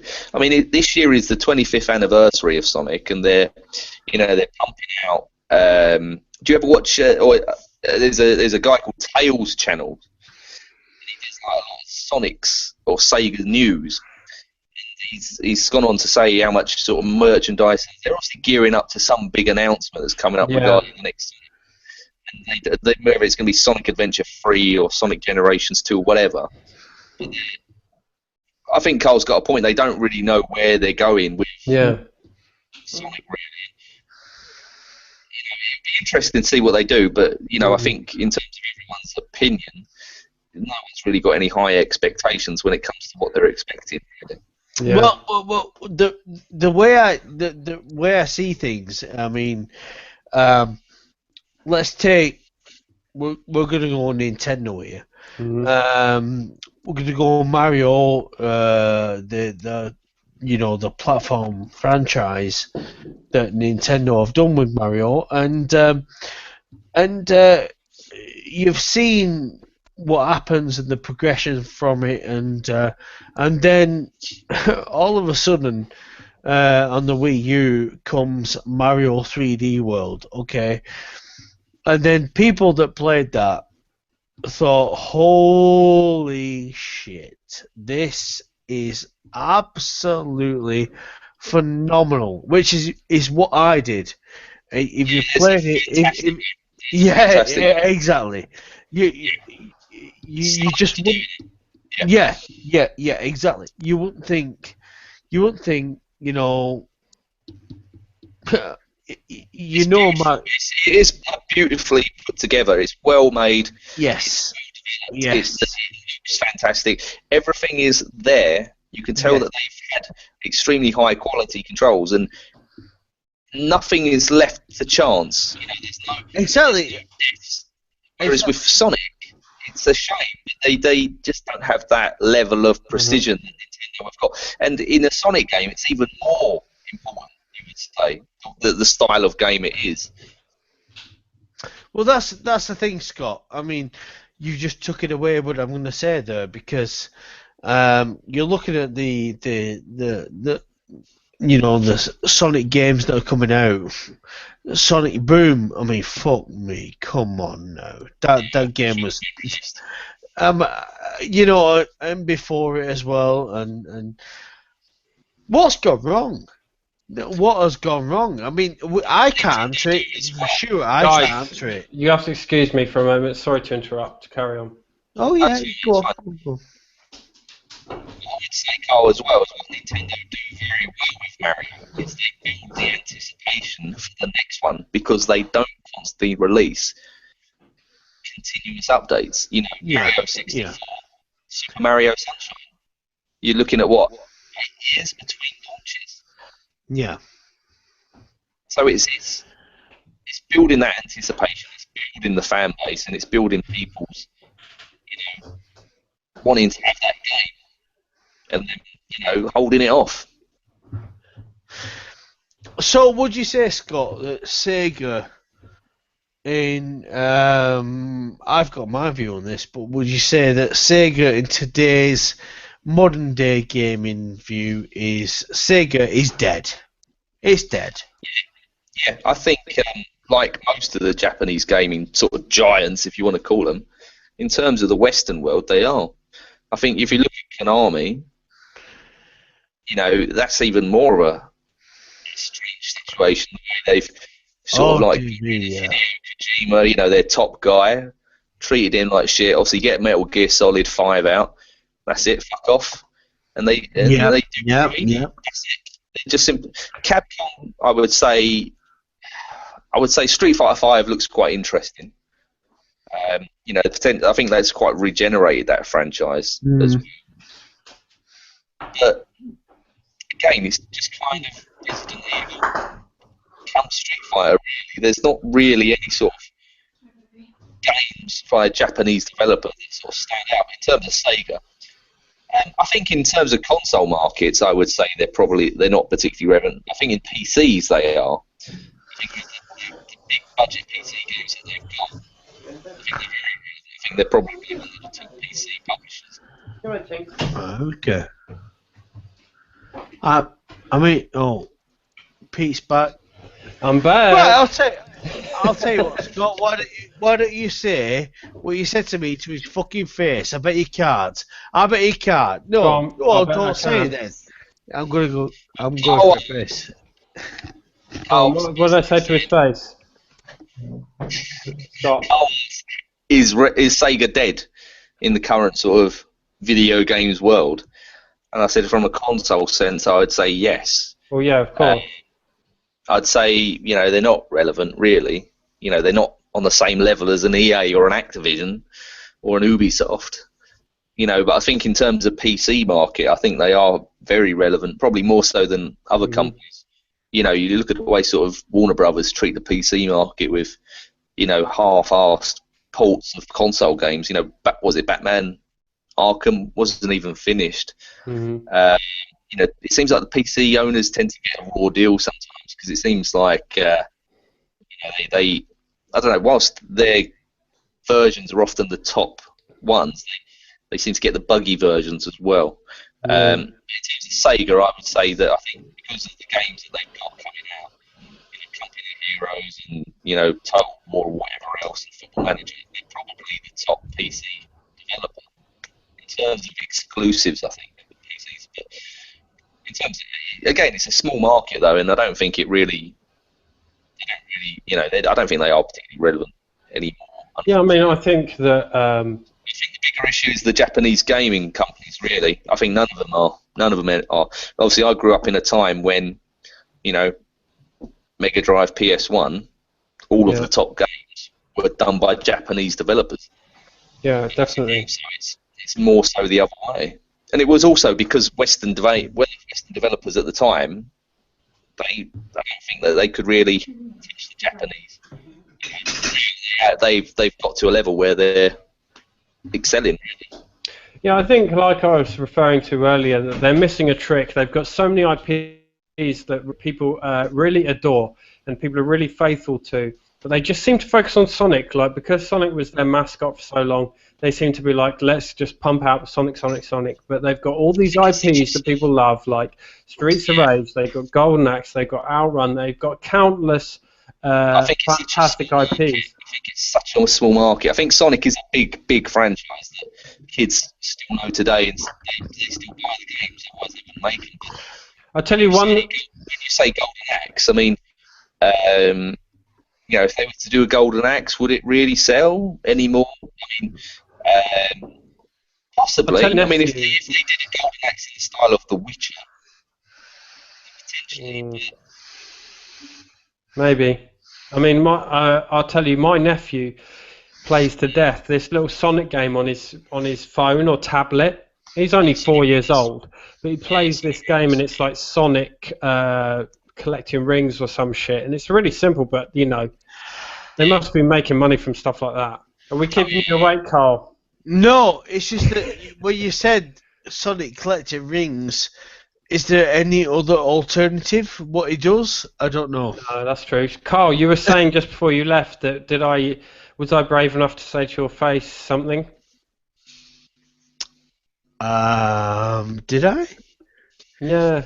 Well, Something- I've had a few beers. I did warn you about this. I would happily say anything to your face, mate. Don't worry. I believe you would. I really. No, but Friends, though, we're all friends. You know, Of it's a course, funny thing is, when I always tell this to people, especially foreign people, because when I worked in restaurants, I worked with a lot of foreign people. Then I always said to them, if I'm not taking the piss out of you, it's because I don't like you. Yeah, I would take that right now, right? Because I love a twisted sense of humor. I absolutely love it. I love it. Do you know what I'd love to do? If I could do it for a living, I would love to push people's buttons. Yeah. I love pushing people's buttons. Although, I saw your comment on my video earlier, Carl, incidentally saying, Mike, Vampire Mike. Oh yeah, I know. Yeah, and I know you guys have a bit of banter and us two, us two. You've written, ignore what he says he's a cunt. And I just that kind of humour's right up my street, you know. So we've got 10 minutes left, pretty much, chaps. Are you two going to Blackpool this year? Of course. Yeah, I am. Well, the thing about Blackpool this year is that, in all fairness, for the last 2 years, it's really. Sorry. People go for the meetup rather than the event, don't they? Yeah, definitely. But the last few years, it's fallen on my daughter's birthday. My youngest one is the 3rd of May, and it's always fallen on the bank holiday kind of thing. You know that Yeah. at that time. But this time, it's because it's leap year, maybe. I don't know why that, maybe it's because of that. I think it's the 30th or the 31st to the 1st, the 2nd. Is that right? I can't remember.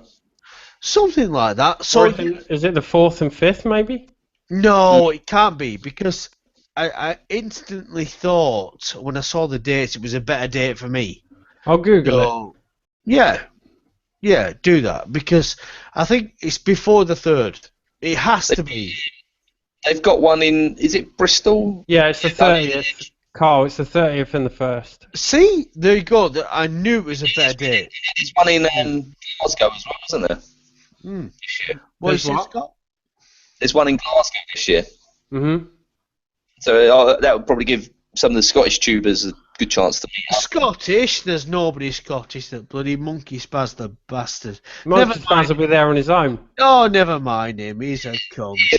Isn't He's an absolute cunt. Who else? But yeah, I'll 100% be there, and I'm really, really looking forward to it. Well, it's Friday night. You need to be at Friday night. Yeah. And when I say night, that's night to everybody else. Friday night is that's the main day for YouTuber meetups and drinking. Yeah. All that business. Well, like I can see Pete's looking at something here. I can see. I was looking at the comments. Sorry. Well, look at him. Look at him.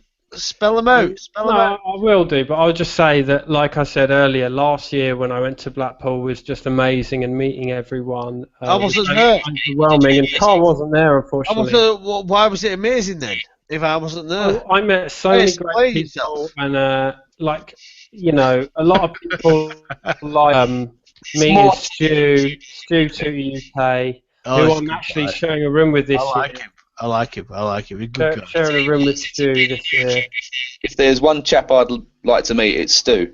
And I haven't he's a good guy. Stu's such a great guy, and I'll tell you what, when I met Stu last year, gave me a big old hug, and it was a nice welcome, for sure. Yeah. For sure. For sure. I For like sure. For sure. For sure.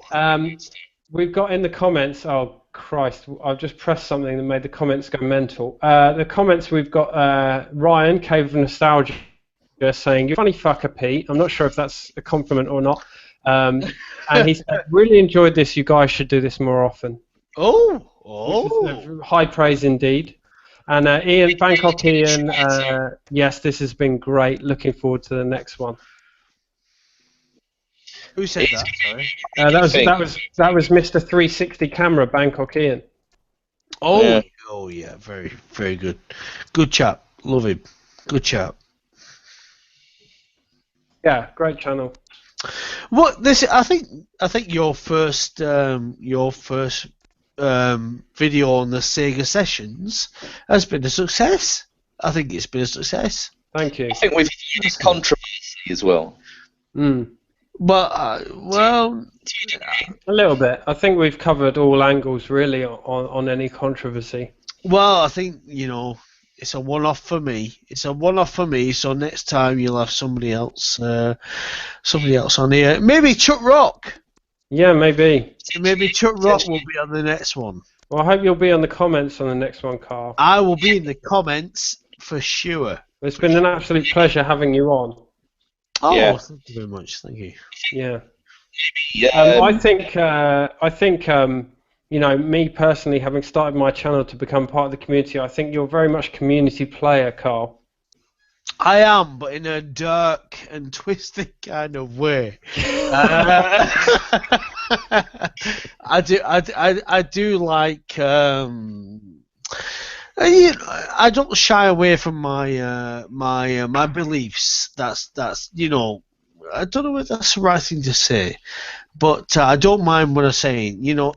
I like my view, and if you don't like my view, kind of thing, well, that's okay. It's one of those kind of things. I'm saying that obviously what you see is what you get with yourself, isn't it? And obviously there's been some controversy. A comment you made on Twitter, wasn't it, regarding a very small channel? Yes, yeah, and that's the thing. That's the thing, Scott. If it's not on YouTube, it's on Twitter. And I just recently started doing Twitter. I'm quite new to all that because And you're quite new to. Let's just plug the old Instagram there, Pete. Oh yeah, I joined Instagram like last week. Indeed. Fucking hell, I feel like a youngster. And people can follow you where, Pete? I don't know. Where can they follow me? On a retro tip? On a retro tip? Yeah, so I'm on a retro tip on YouTube, Twitter, and Instagram. That sounds so weird to say. You said before. I know. What the fuck, man? Well, I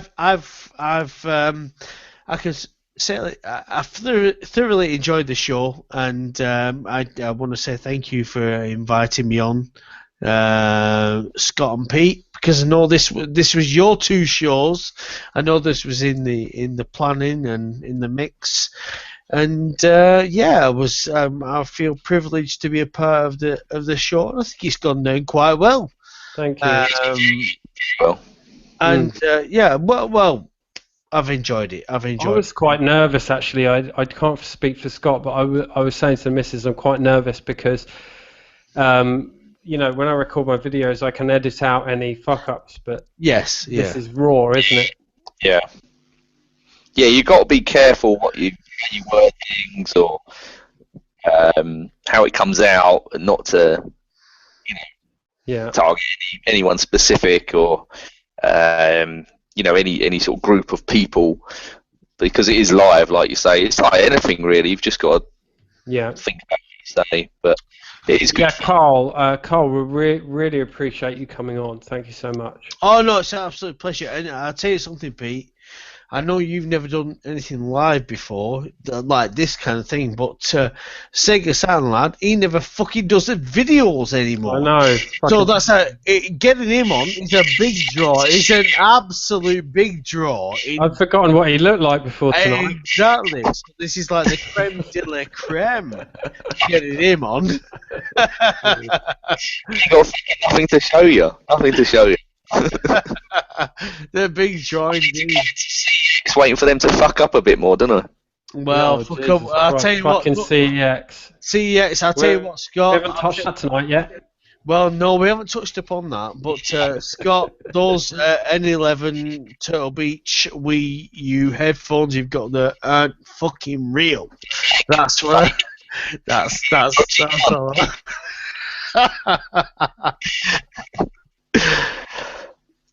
But I'm going to be off anyway. So thanks for joining us. Oh, yeah. No, it's nice. Yeah, thanks for having me. It's been an absolute pleasure. It's been my privilege to be on with people like you good selves. Okay, well, anyone watching who hasn't subscribed to Carl can find him at Woodlin37 is his channel. Fantastic channel. Yeah. Oh, thank you very much. It's been an absolute success. Trust me. Good luck with you, because we're now up to 19 subscribers. Wow, are we really? Oh, well, there you go. Come on now. We've hit the fucking big time. Time to start the Patreon.